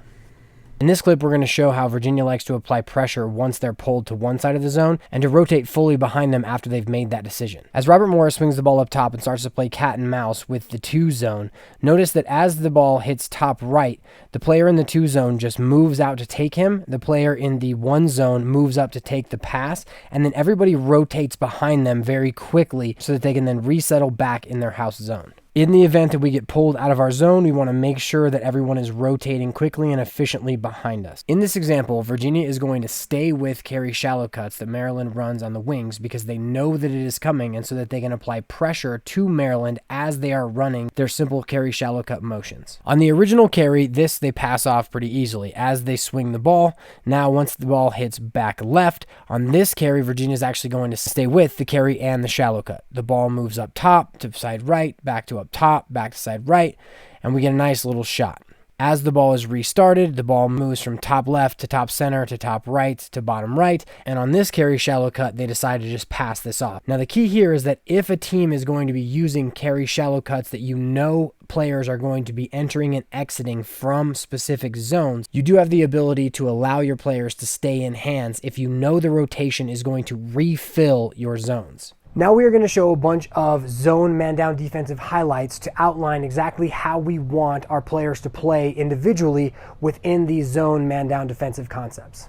In this section, we're going to outline what players should be cognizant of as they are playing within a man-down defensive zone. We're going to go over the player who is playing the ball, the adjacents, as well as the twos defending the crease and the perimeter, so that we get an overall understanding of how we want to operate within a man-down defensive zone defense. The first thing we must do is we must acknowledge the edges of our zone. As we do that, we want to make sure that we understand exactly where we're going to break down and extend to, as well as how far we may be able to throw our poke check or our slap check out to get on the hands of the offensive player. Next thing we want to make sure we do is we acknowledge any players who we may want to extend out a little farther to. If a certain team has a specific shooter that we want to make sure that we get into the hands of, we may need to extend out a little bit further based on the personnel of the team we are playing. In the event that a ball carrier comes into our zone, whether that be a player carrying into our zone or having the ball passed into our zone, we want to make sure that we approach the player with the ball and break down so that if the player decides to dodge, we can easily push them away. If a part of our game plan is to put some pressure on that player, that's fine as long as everything in the back end makes sense and the other players know to expect it. But if we're just in our zone, we want to make sure that we guard the dangerous space and do not overextend. Next, we must be cognizant of the fact that when the ball moves, whether it be carried into another zone or it be passed out of our zone, that we have to bungee back. And as we bungee back, we want to make sure we look and locate the middle of the field first to see if we need to help anything, and we go inside, out. So our eyes need to hit the inside first and then turn to play anyone who is outside. Next, while we are in our zone, if we are not able to actually put our stick on the offensive player, we want to make sure that our sticks are up in passing lanes and we are trying to knock down the ball. In the event that we are playing in a zone that is adjacent to the ball carrier, we want to make sure that we are shading towards the ball. So we want to be in the ball side section of our zone. This ensures that our zone maintains its shape, and if the ball carrier decides to carry towards us, we are ready to pick him up as needed. Next, we want to make sure that we are using the V to C stance. This stance basically means that if we point our arms out to the ball carrier as well as to the player who is outside of our zone, our arms are going to make a V, which allows us to see the ball carrier as well as the player who is near our zone. Once we're in our V to C stance, we want to make sure that we have our sticks up and they are in passing lanes. Because we are in an adjacent zone, we are one of the best deterrents to skip passes from the ball carrier through the defense. In the event that the ball carrier carries into our zone, we want to make sure we use the pass call to alert the player who was on ball in the other zone to let the ball go so that they can bungee back into their zone. In the event that the ball carrier pulls the defenseman in the adjacent zone to the opposite side of their zone, the zone that's away from us, and then throws back to the opposite side of the zone and we deem it necessary to rotate, we must communicate the rotation so that everyone else in the defense understands that they will snap into position once we decide that the rotation is a necessity. If we are defending a zone that is 2 passes away from the ball carrier, we want to make sure that we are shading towards the ball, which means we are coming in towards the crease. This is going to put us in a better position to cover any kind of passes that happen, so we can get to either side of our zone once the ball moves once or twice. It also puts us in a better position to rotate if the need arises. Next, we want to make sure that we are in a sideways stance. This isn't always possible. We want to make sure that we can see the ball carrier as well as players who are on the far ends of our zone.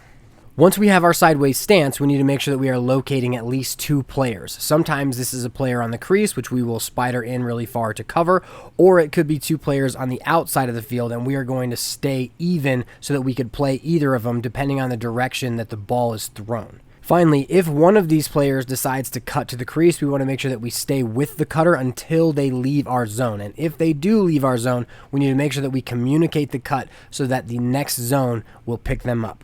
When we are defending a zone on the crease, the first thing we want to do is try to stay ball side. This will allow us to get to any dodges that kind of come through and into our zone. If we're not ball side, it allows the player who is on the crease to seal us off so that we can't help the next zone. In the event that we cannot be ball side, we must at least have our stick on the back of the player who is in the crease zone. If the player who is on the crease pops to the perimeter, we must communicate that the player is leaving the crease so that one of the players in the perimeter zones will pick up the player who left the crease. Next, if a player comes to the crease, we need to make sure that we pick up that player. If we are defending a zone that is on the pipes, we want to make sure that we do not move too far to X to play the ball. If we do, it's going to force a really easy rotation that we do not want to have happen. Next, We want to avoid getting pulled upfield to the wings. We want to stay on the pipes. The bottom line is that a shot 8 yards out on the wing is less deadly than a shot with a player who is curling the crease, who is now 3 yards away from the goal. When we are defending zones on the pipes, that is our main responsibility. Do not allow players to have easy goals by standing on the pipes. Now we're going to talk about what we want to do if we're 2 men down. So in the event that we're 2 men down, we're going to play with our 4 poles, and we're going to use a box zone strategy that backfills with our 4-man rotation. So we really have to use both, because with 6 offensive players and only 4 defensive players, the offense should force us to rotate. Now, we don't want to rotate without trying to play 2, but the odds of us having to rotate are going to be there. We also don't want to rotate automatically. We want to make sure we're trying to hold our space to play 2, because that's going to allow us to work a little bit less, and it's going to help us out in the long run. So in our example, we're going to have A1 throw up to M1, to M2, to M3, and then back to M2, and then back to M1. Now, as these passes happen, we're going to kind of go over exactly what we want to do. And the first thing we have is, no matter where you are, if you are in a 4-man zone, the backside player has to spider in. So as this begins with A1, he has to spider in to cover the crease, and even 1L should probably actually be in kind of towards the middle playing M2, so that these 4 players are playing these 4 players like not straight up, but they're actually covering the 4 closest players, and as the ball moves to the other side, these 4 will kind of shift over. Now, as the ball moves from A1 to M1, 3L isn't going to go move out to like play him very hard. Like, he wants to kind of sit in space and have the ability to try to play 2. Now, as 1L is kind of looking over here like he's going to rotate up to M2, what we'd like to have him do on this second pass is, when M1 passes to M2, we want him to kind of like show here, and maybe 3L can kind of get back in and play. Now, neither of these players are going to go pinch and really play top center. They're going to kind of sit in space, not let him get closer than 13, 14, 15 yards, and so that if he does step in, they can get a stick to it, but they're not trying to over pursue to the middle, because we just don't have enough players to cover the rest of the guys. Now, as the ball moves again, let's say 1L, who is kind of showing in towards M2, gets back to M3. As he gets back, one of the offensive tactics that every zone offense should know is, if we pull a defensive player to one side of their zone, we want to attack the opposite side of the zone. So when we make that pass to attack the opposite side, if the same player tries to get to the opposite side of their zone, we want to throw the ball right back. So as 1L goes from M2 to M3, M3 is going to pass the ball right back. Now we're probably in a very rotational situation.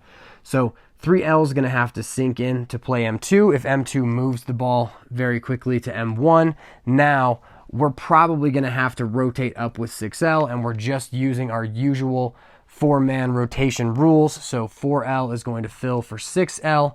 1L will drop down to cover the crease and play A2 in the 4L spot, and then 3L, who just was the cause of the rotation, is going to have to get to the 1L spot. And now we've switched our zones, we've rotated, and we're hoping that we can not give up really, really good shots. But I mean, being man down, you're already in a position where you're going to give up good shots. If you're 2 men down, the odds of them getting a really good shot is, especially at the highest levels, it's pretty likely that they're going to get a good shot, and we'll show you a couple of examples of that now.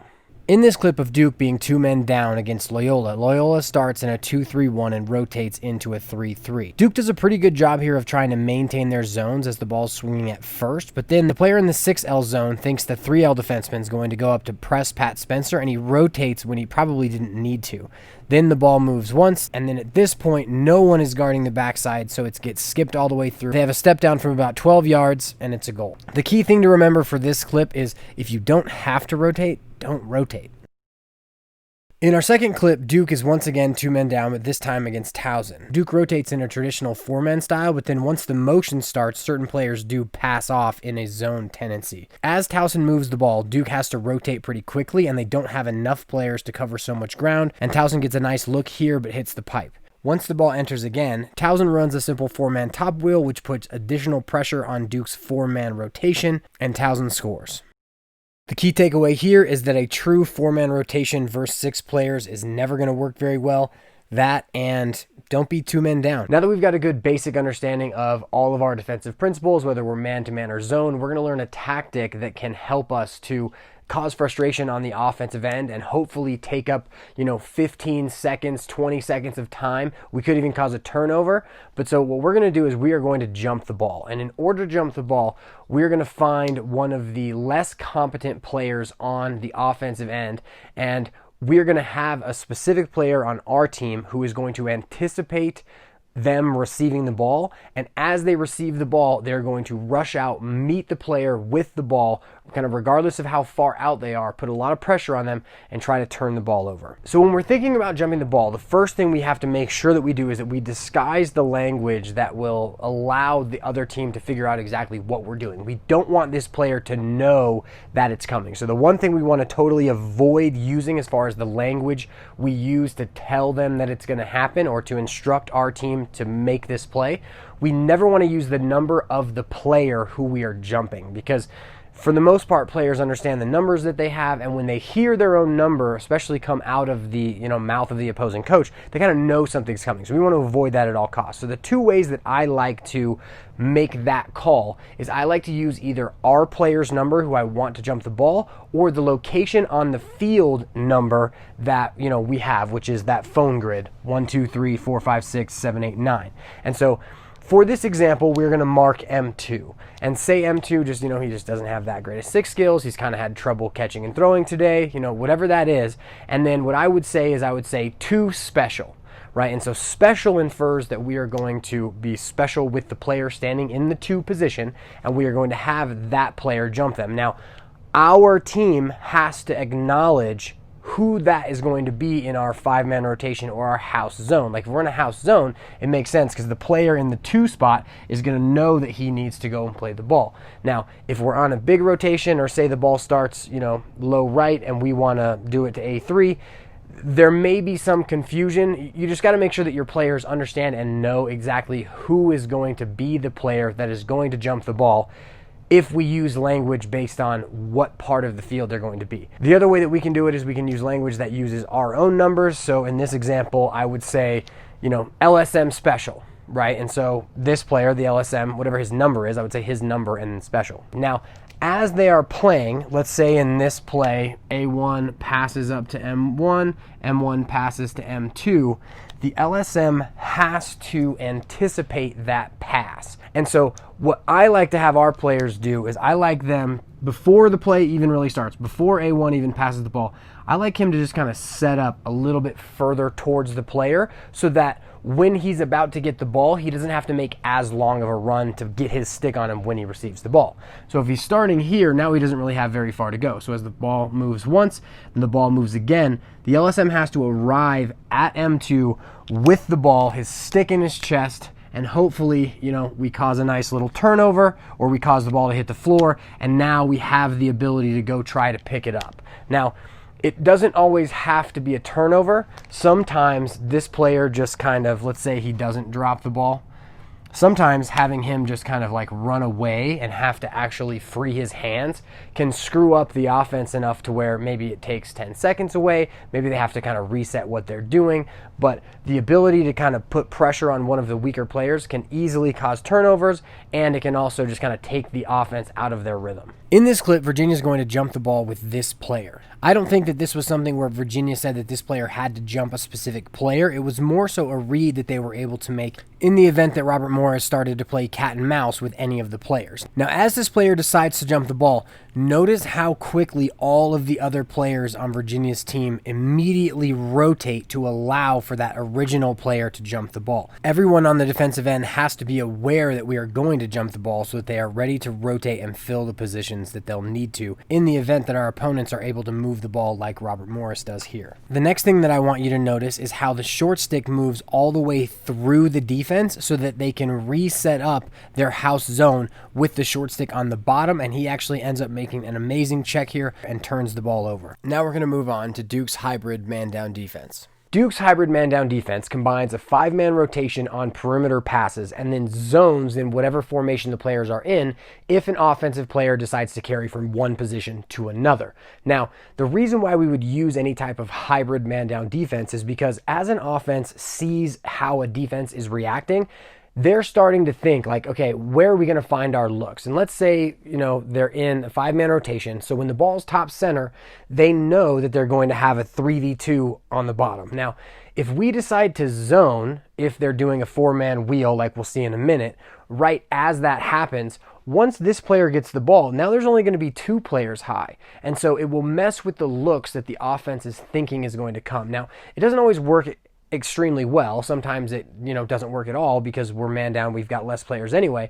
But so the whole idea of creating an action of switching from one defensive philosophy to the other will put the offense in a position where they have to react to us rather than us reacting to them. Now, in order to show you Duke's hybrid man down defense, we're going to show you a complete series of a Duke versus UNC game where UNC is going to run an initial motion, which isn't really an initial motion. It's basically all of the players are lining up in places that they wouldn't normally be so that they can then, at a certain point, everybody moves and they kind of probe the defense, but it's not the play they're actually looking for. They might find 1 or 2 things here, but it's not what they're actually trying to do. They're really trying to force the defense to move into ways where they're not as good as they would be when they're just set.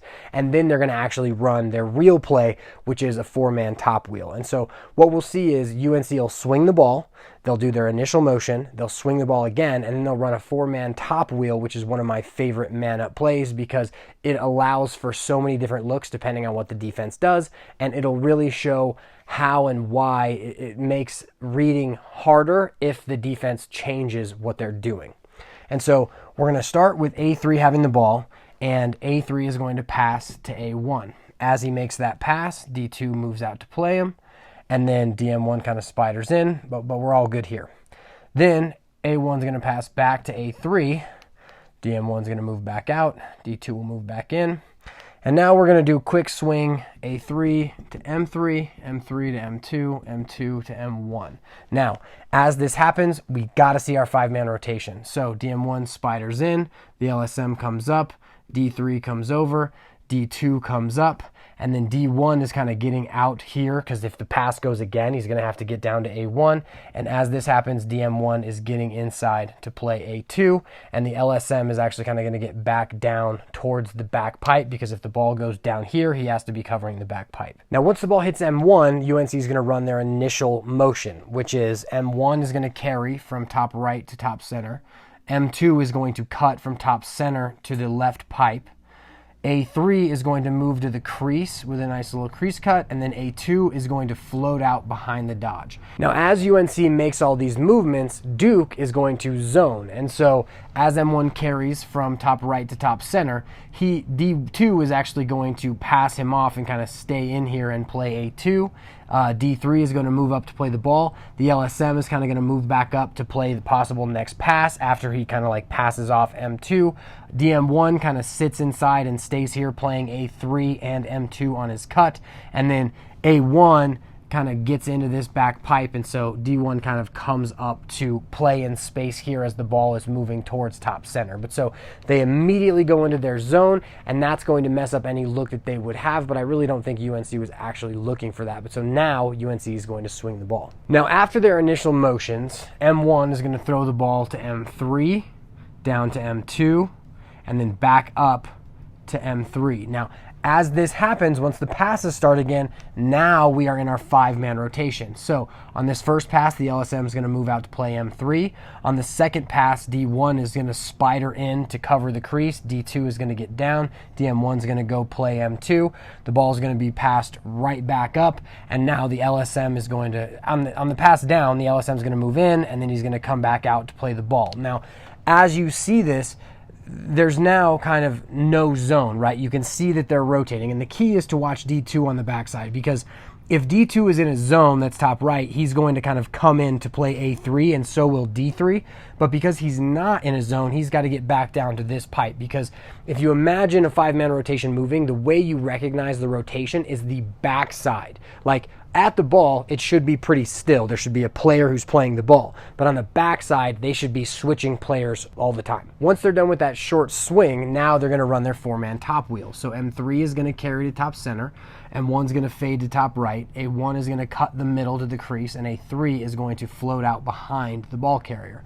Now, as this happens, Duke goes back into their zone, and we're kind of going to see where it can kind of mess Duke up a little bit, because you'll see players showing and then trying to get back because they kind of recognize a little bit late kind of what is happening. But as you'll see, the first thing is the LSM kind of plays him, but then D3 makes him pass off, and now the LSM immediately kind of gets back. Now, at this point, you see DM1 kind of show up like he should be the one to rotate up to A3 using 5-man rotation rules, but then he immediately kind of gets back down.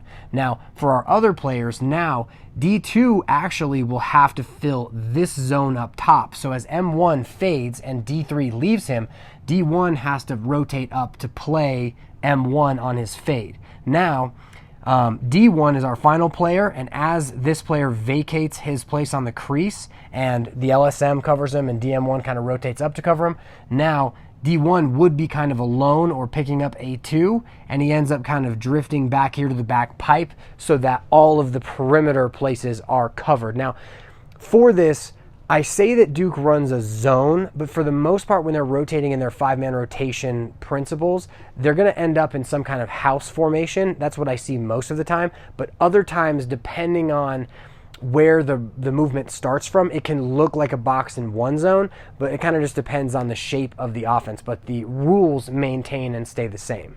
Now, once UNC's 4-man wheel is over and they begin passing again, now Duke moves back to their 5-man rotation. And so as the ball hits top center with M3, he kind of sees that A3 is open as the motion is going, and so he passes right back. Now, DM1 here shows, which doesn't give him any room, and then the LSM gets back to play him, and so he ends up passing the ball right back to M3, who kind of comes over towards his side. Now, as the motion happened and M3 carried and everything kind of rotated, A2 came into the middle, and D1 kind of sloughed off of him. And so A2 did a great thing where he actually then was kind of cutting up back towards the ball as the ball moved down and then back up. He kind of went down through this way, and so the ball is then fed inside. These players crash on him, but he does have enough time to get a nice shot off, and as he shoots it, the ball is saved by the Duke goalie, and then Duke ends up clearing. But so the entire idea of this defense and having the hybrid style can work really well. You obviously are going to give up some good shots here and there, but for cerebral teams that are kind of expecting specific looks to happen, if you do switch up what you're doing, it can have a good impact on your man-down defense, like Duke shows by running this hybrid. As we watch through the example, we're going to focus in on how Duke changes their strategy based on what UNC is doing. So as we begin the clip, the ball moves from back left to back right, then back to back left, top center, top right. Now, notice how Duke uses the 5-man rotation, and the player that we can really notice this with is this player here. Notice how as the ball swings around the field, he leaves from playing the player who is back right and ends up playing the player who is top right. Now, this would not happen if they were in a zone during this time. Now, as the ball is carried from top right to top center and UNC runs their initial motion, notice how everybody is passing. The player in the 2 zone decides to pass off the cut. He ends up coming up to play the ball, and everybody else is just in their zone, covering up as much as they can, but they're passing off everything. Now, once the ball moves again, we're back into our man-to-man concept. So the ball moves from top center to top left, to side left, back to top left. Then once the ball hits top left and they begin their 4-man top wheel, they immediately go back into a zone. Everybody is passing off, and because of how they passed off so quickly and the player in the 1L zone fell off so quickly, the throw back that UNC made was totally negligible. Now, once the ball swings again, they're back into their man-to-man. The ball is passed inside, and they get a pretty good shot out of it that ends up being saved. But the key here is that our looks are going to be different because we are switching up the strategy we're using on man-down, depending on what the offense is doing. Covering Duke's hybrid man-down defense doesn't always mean they were successful. Here, UNC is running the exact same play we just covered, except for this time they score. Here's their initial motion to begin the set. They move the ball, move it again, the ball comes back up top. Now they run their 4-man top wheel, and these two passes during the wheel actually make it so they have to stay in the 5-man rotation, which means they have to rotate. They find the 2 to 4 skip pass, and they score. The key here is that this is just another type of man-down defensive hybrid that we can run if we have players who have the ability to recognize what the offense is doing. In this clip, Duke uses their hybrid defense against Loyola. Loyola starts out in a 2-3-1 and then rotates into a 3-3. As they rotate, Duke passes off all of the players in their zone concept. Then as the ball starts to swing in the 3-3, they go back to their man-to-man principles. As the ball swings, they find a soft spot inside. The ball's passed to the crease. Shot is taken. He misses wide. It was definitely a good look, one that we'll often see when a 3-3 meets a 5-man rotation. Now, as the ball restarts back right and the ball swings to top center, Duke is more cognizant of the player on the crease. They spider in a little bit too far, and the ball is skipped from the 2 to the 6 zone, and Loyola scores. Overall, the idea that we are going to rotate on passes and then hold our zone as teams run wheels is a great concept that I think can be used as early as high school. The next man-down defense that we have is a box and surprise lock. Now, this is different from a box and one or a 4-man rotation with a lock-off in the fact that we're going to surprise the offense with the lock-off. And so a ton of different teams run this man-down defense. I first really noticed it when I watched Richmond do it against Duke, because when I first was researching this video, I wanted to see who the best man-down defensive teams were, and Richmond was 3rd in 2019. So I had some video on them, and I wanted to check that out. And so as I watched them do this against Duke, I really noticed how a lot of other teams are doing it, and we're going to go over an example of High Point doing it against Maryland. But so the reason why you would run the box and surprise lock are the following 2 basic things. First, as the play begins and the whistle is about to blow, all of the offensive players are going to watch and kind of like see exactly how the defense is set up and try and get a gain on kind of what exactly they're doing so that they kind of know what's coming. Like, if nothing is out of the ordinary, they're not going to think anything different, right? But so then as the whistle blows, we are going to lock off one of their players. Now, it's probably going to be one of their best players, the player who we think is either going to score or is going to be the player who's going to feed. And so anything that the offense was learning prior to the whistle blowing is now going to be over because we have just locked off one of their best players who's probably going to be an initiator, right? And in the high school and especially the youth ranks, if you take away that one really good player, they're not going to be able to do too much against your 4 poles. And that's the second thing is, I would almost rather play 4v5 with 4 poles against 5 shorties than I would play 6v5 with 4 poles and a shorty versus their 6 shorties, because that short stick is very limited in the fact that he doesn't have that reach that all of the other poles have. The other thing is, during practices, if you don't have time to have your defensive midfielders really practice the man down, but you have time when you're training your defensemen to make all the defensemen do it, that's a great way of just having a wrinkle where you're going to lock a player off with one of your defensive midfielders because they're obviously athletic and they can obviously lock someone off because it's really easy. And then your defense can actually train the 4-man box with the rotations that'll come behind it.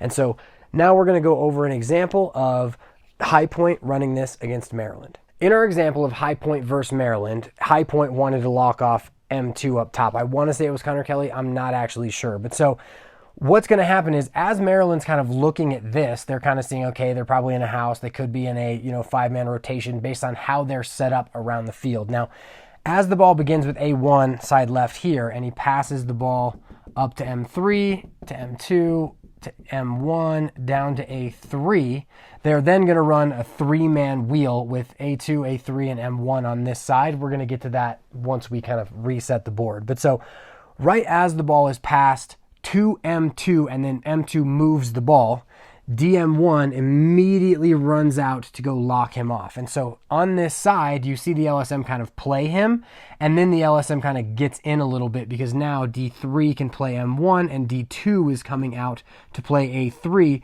and D1 gets in to play A2. Also, these players obviously don't hang out way over here on the side of the field. They kind of move in as well. But so now M2 drifts into space over here, trying to kind of get open as the wheel starts, which we'll see, and DM1 just kind of locks him off. Now, if you're in that lock-off position, just before we get into this, you are face guarding them. If they're standing right in front of you, you are standing in their face the entire time. You're not looking at anyone else. You're not worried about anyone else. The only thing you're doing is locking that player off and not letting them catch the ball. You have to let them move, but you don't have to, you're not worried about having to slide or rotate to anybody else. So now once the ball hits A3, they're going to run a 3-man side wheel. So A3 is going to carry up the side, and one's going to cut the middle, and then A2 is going to kind of pop out to the pipe area right here. Now, as that happens, you'll see D2 kind of plays A3 the whole way, and you can totally tell that A3 is trying to look up to hit M2.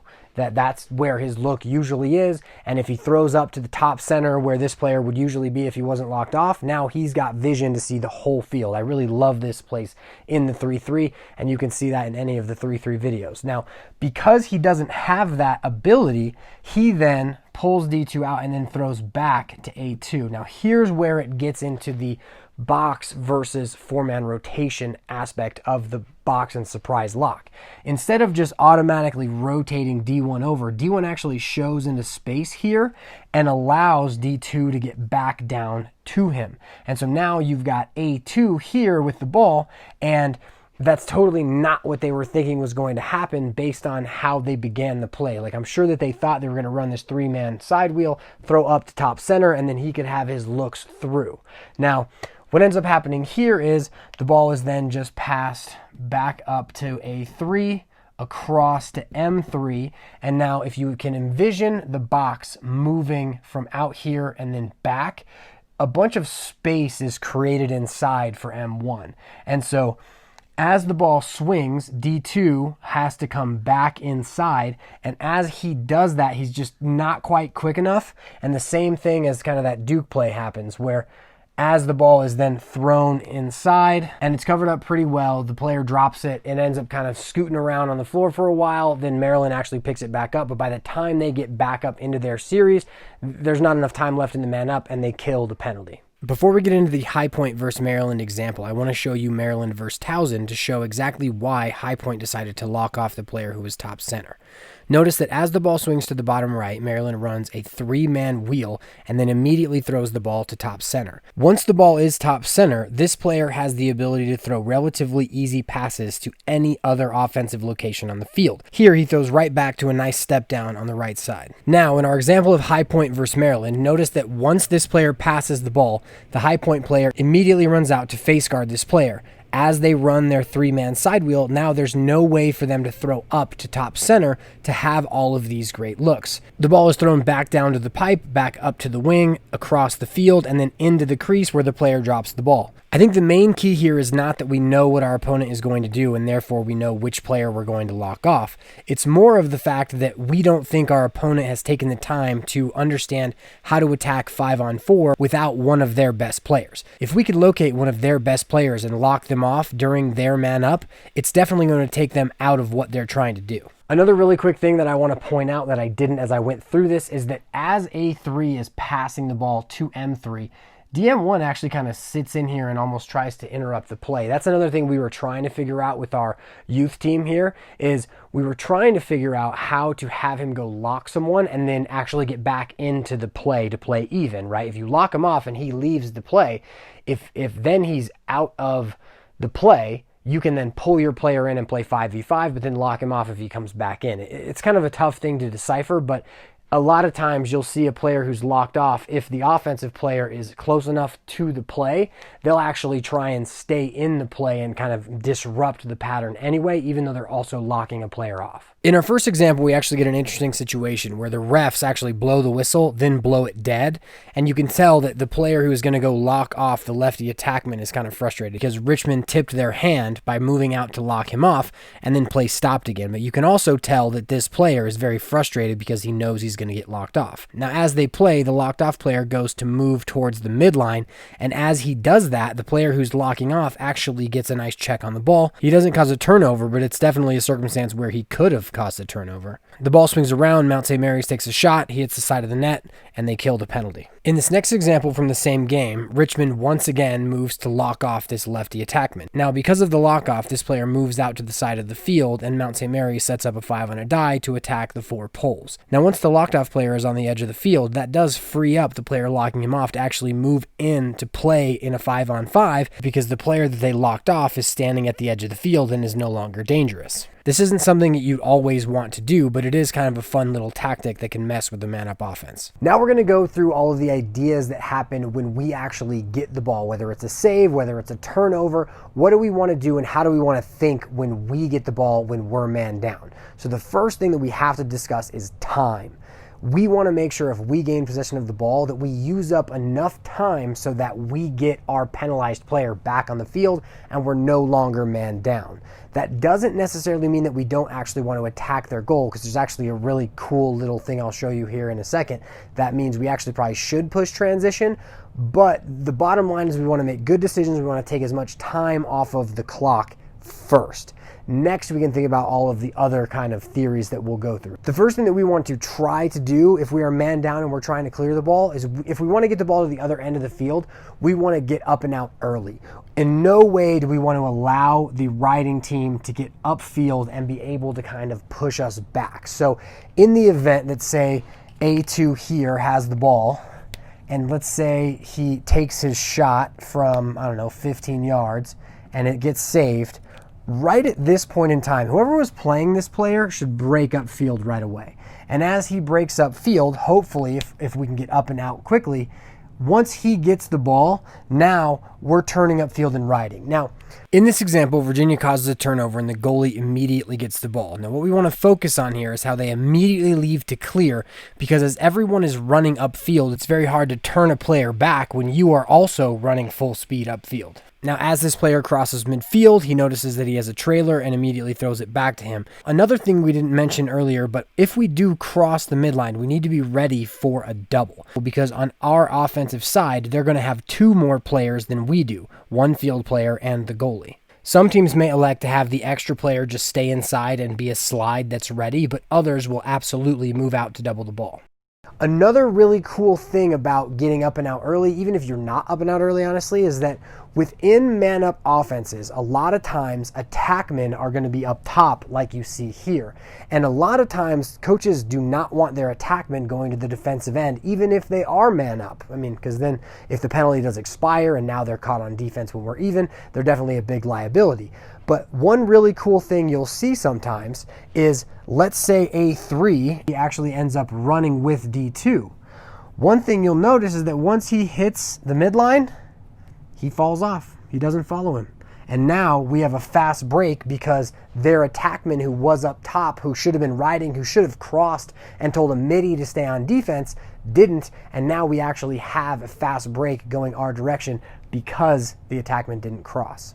In this clip, the Hopkins goalie makes a great save and immediately outlets the pass to this pole who is already running upfield. Now, the pole drops the ball, but as he drops it, it crosses midfield, and notice how the attackman does not cross midfield with the defenseman.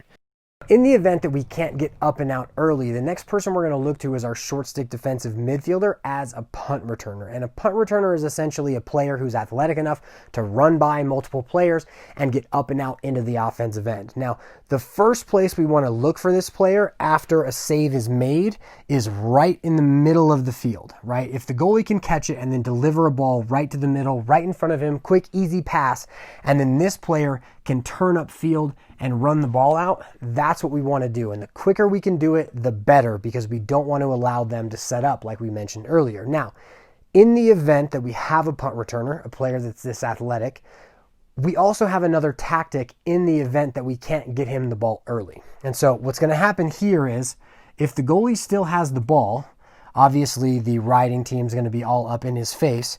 What the goalie's going to do is he's actually going to throw it into the back of his own goal. So the goalie is going to come get out around away from the riding attackman, and he is going to throw the ball into the back of his own goal where the offensive team cannot get it. And then the punt returner player is going to go into the crease, scoop up the ball, and then now he can run it out any way he wants. This is just an easy way that we can get our punt returner the ball instead of trying to throw it into traffic or make a bad decision on a pass. Now let's say, for instance, that we do this and the punt returner gets the ball, right? DM1 comes back, he grabs it out of the back of the goal, and now he's immediately kind of running upfield.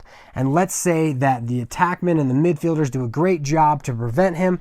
Now we have to go into our actual clear. And so we need to have the same mechanics, right?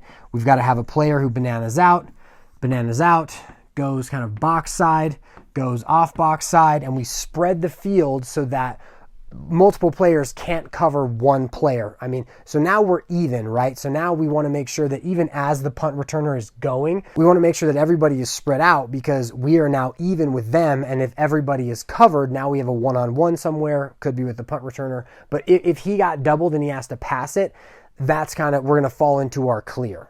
In this example of Towson versus Maryland, Towson is man down and they begin their clear on the sideline. They immediately give the ball to their punt returner, who is going to begin moving upfield. Now, as he's moving upfield, you'll notice that Maryland doubles him here. If this was a one-on-one, the punt returner would just run by the one-on-one. But since they're doubling him, it actually frees up the defenseman to the left, and the punt returner throws it to him. Now, once this player catches the ball, he immediately runs upfield because he only has one person to beat. Now, in this instance, we definitely want to make sure that we are on sides. Only one of the poles is going to be able to cross. Another thing we want to make sure that we do is that we create space for this defenseman to run it over. So many times I've had an attackman who wants to come up and help the clear, who actually brings the defenseman to the ball so that once this player crosses, he's immediately doubled. So instead of doing that, we want to make sure that we create space for the players who are running up the field. We don't want to bring extra defensemen to him. Now we're going to talk about what we want to do if we don't have anyone open. If we've got no one open, we're going to go into our last phase of our man down clear, which is a Gilman. And I'm pretty sure this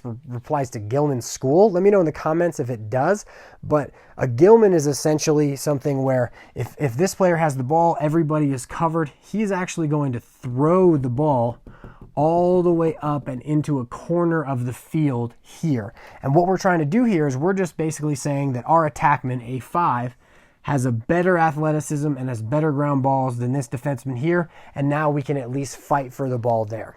But so, in our man down clear, here are our thoughts. First off, we want to take as much time as possible. If we can get up and out early by making good decisions, we want to, because by getting up and out early, the riding team doesn't have time to set up. Next, we want to use our punt returner. In the event that our punt returner is not open in the middle of the field, we want to throw the ball in the back of the net and have him go pick it up.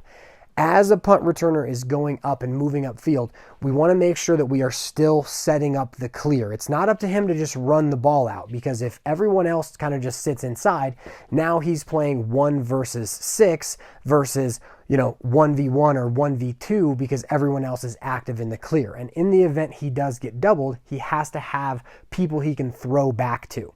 So in the event that he gets doubled and he throws back to one of the players, the defenseman, the goalie in the clear, and then everyone ends up covered and there are no looks, now we want to go into our Gilman, some people call it cheap it, and then they're going to throw the ball up into a corner of our offensive end, of their defensive end, so that our attackmen can play and try and go get the ball. We just give ourselves a chance to go get the ball. And that should, if we go through those in a relatively decent way, we should be able to take up enough time so that 15, 20 seconds at least are taken off of our penalty, and we should be back to even relatively quickly. In this clip of Seton Hall Prep versus Ward Melville, Seton Hall Prep is man down and begins their clear by giving it to the punt returner.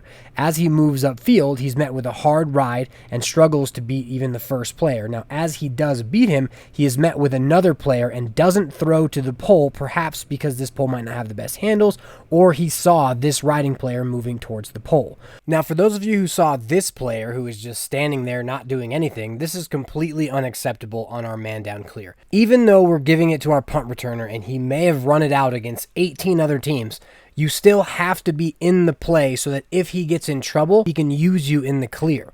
A pass to you and then a pass right back could be all he needs to get up and out. Once he doesn't make this pass, now he's looking deeper into the offensive side of the field. He throws a behind the back pass that hits the ground. And now this is kind of the idea of a Gilman, where you're just going to throw it into the corner and let your attackman try to get the ball. The Seton Hall attackman has a play on the ball, but he doesn't pick it up and they turn it over. But that's kind of the idea of a Gilman. You just want to give your attackman the opportunity to make a play on the ball while you are wasting time during the man down. Now I'm going to talk through a clearing version of a man down restart trick play so that we can get up and out and clear the ball relatively efficiently by using kind of a substitution that uses 3 players where the opposing team probably won't sub like us. But so in the event that, say, we chase the ball out of bounds and we get the ball out of bounds, maybe it's even a timeout because we want to make sure we clear the ball correctly, here's how we're going to set up. We're going to set up so that we have our 6 players, since we're man down, on our defensive half. So our LSM is going to be in the middle of the field on our defensive half. The defensive midfielder is going to be here. And usually in this series, you could see D3 probably running the ball out, but they might actually try to double by bringing A2 over here. None of that actually matters. The key is that we are going to substitute D1 with M3 with A6 and allow A6 to cross without D6 being able to cross. And so what we're going to do is everyone's going to know that as the whistle blows, everyone needs to get through their subbing gate. A subbing gate is essentially crossing over a line that you can or cannot cross depending on how many players are on each side of the field. And so one quick thing before we get in through this, make sure you tell the refs if this is on a timeout, because if you don't tell the refs, they won't see it and they may blow the play dead. So as the whistle is blown, we are going to get D1 to go off through the box. M3 is going to come in on the offensive side of the field, and A6 is going to be able to come over. And we are just going to throw a nice little pass right up to A6, who's going to be able to turn and clear the ball. Now, there are 2 other really awesome man-down restart trick plays that we can run in case the ball is on the other side of the field, because if it's near the box, we're going to want to do something a little different, but you're going to have to check out the man-down restart trick plays video in order to see those. In the final portion of this video, we're going to talk about what we're going to do on a face-off if we are man down. Now, this is going to happen in the event that there is a penalty, a personal foul, not a technical foul, and a goal is scored. If it's a technical, the goal will wipe it out. If it's a personal, we're going to face off. Now, if there's a penalty after the play is blown dead, they're just going to get the ball. Don't need to worry about it. But so, in the event that we have a face-off man down, the first thing we have to discuss is personnel. If we have a face-off player who is winning, put him on the field. If he feels he can win the ball, put him on the field. Hopefully we'll win it, hopefully. And then if we do have that player and he can win the ball, we want to make sure that our attackmen are ready to pop to the sideline, catch the ball, run to X, use up as much time as possible by playing keep away from the defensive end, and then we'll kill the penalty that way. Now, if we don't have a face-off man who we know can win, we want to make sure that whoever's taking the face-off is someone who we don't feel is a liability on the defensive end in our man-down sets. And so, for me, I like to have an LSM actually take the face-off here because I like the LSM's reach, and as the ball comes out, I like that they're able to make a check. Who knows what the new face-off rules are going to have an effect on this? Because if we don't have an LSM that I feel comfortable, who's going to just kind of stand up, wait to see the ball, and make a check, then I'll have a defensive midi who I feel is most athletic and can just win the ball, which I think is what the new face-off rules are going to promote, because now that players can't really clamp and they're just kind of pulling the ball out, I feel like it's going to be a lot more just ground ball play versus someone who can face off and win the ball every single time like a T.D. Ireland and a Trevor Baptiste. The final part we want to discuss is where are we going to line up. Now, I like to have my players line up on the wing, on the pull side wing of the opposing team, which means if this is our opposing face-off man, we want him to be to the left side of the face-off player because that's where he's naturally going to pull the ball to. And the reason is because I feel that it's more difficult to pull to the offside wing, which is to the right, than it is to pull it to your natural kind of pull side. And so by lining up on this side, we are at least kind of taking away the possibility if he pulls it to the wrong spot, we could have a play on the ball. But more than that, what the other team is going to try to do is they're going to try to pull the ball to the wide open player, right? Why wouldn't they? Now, if we line up on the off pull side, on the offside, they're going to pull it naturally to their player. Whereas if we at least line up on the pull side, we're kind of deterring them to make a harder pull. Now, whether that's going to matter if you're going to lose the face-off or not, it all kind of just depends on the situation. But I like to be in the defensive end on the pull side of our opponent if I feel that we are probably going to lose or might lose that face-off. Once the face-off happens, if they look like they're going to pick it up relatively easily, we can contest it for a minute, but then we just got to get in and make sure we are playing man-down defense in a way where we are not giving up unnecessary transition. But overall, the idea is if we think we might lose it, let's make sure we can at least get in to play man-down defense. If we think we can win it, we can try and have our face-off player out there. But overall, I do recommend making sure that your face-off players and your defensive midfielders all know how to play man-down defense. If you don't have that time, make sure you put out someone who is a competent man-down defensive player. In this clip, Richmond is facing off man down against Duke. Now, Richmond is not going to put some other random player on the faceoff, but for some youth and high school teams, that may be the best option. The other thing you'll notice is that Richmond did put their pull on the pull side wing of Duke, which incentivized Duke to pull toward the offside wing at the top of the field. As Duke pulled the ball to the offside wing, the faceoff man does make a play on the ball, and it does end up in a bit of a scrum, but Duke ultimately comes out with it. Now, as Duke carries in to Richmond's defensive end and the man down, you'll notice that the faceoff man does run off of the field. Now, in the event that you are using your faceoff personnel, this should be something that you've already taught them as far as how to sub on the defensive personnel and to marry the other faceoff man to sub in the other player. But it's important to realize that if the other team is trying to push some kind of transition, you're going to give up a pretty good transition opportunity by pulling your faceoff man off of the field with their faceoff man. You're already down a man, and now you're giving up a transition opportunity rather than just a man down settled opportunity.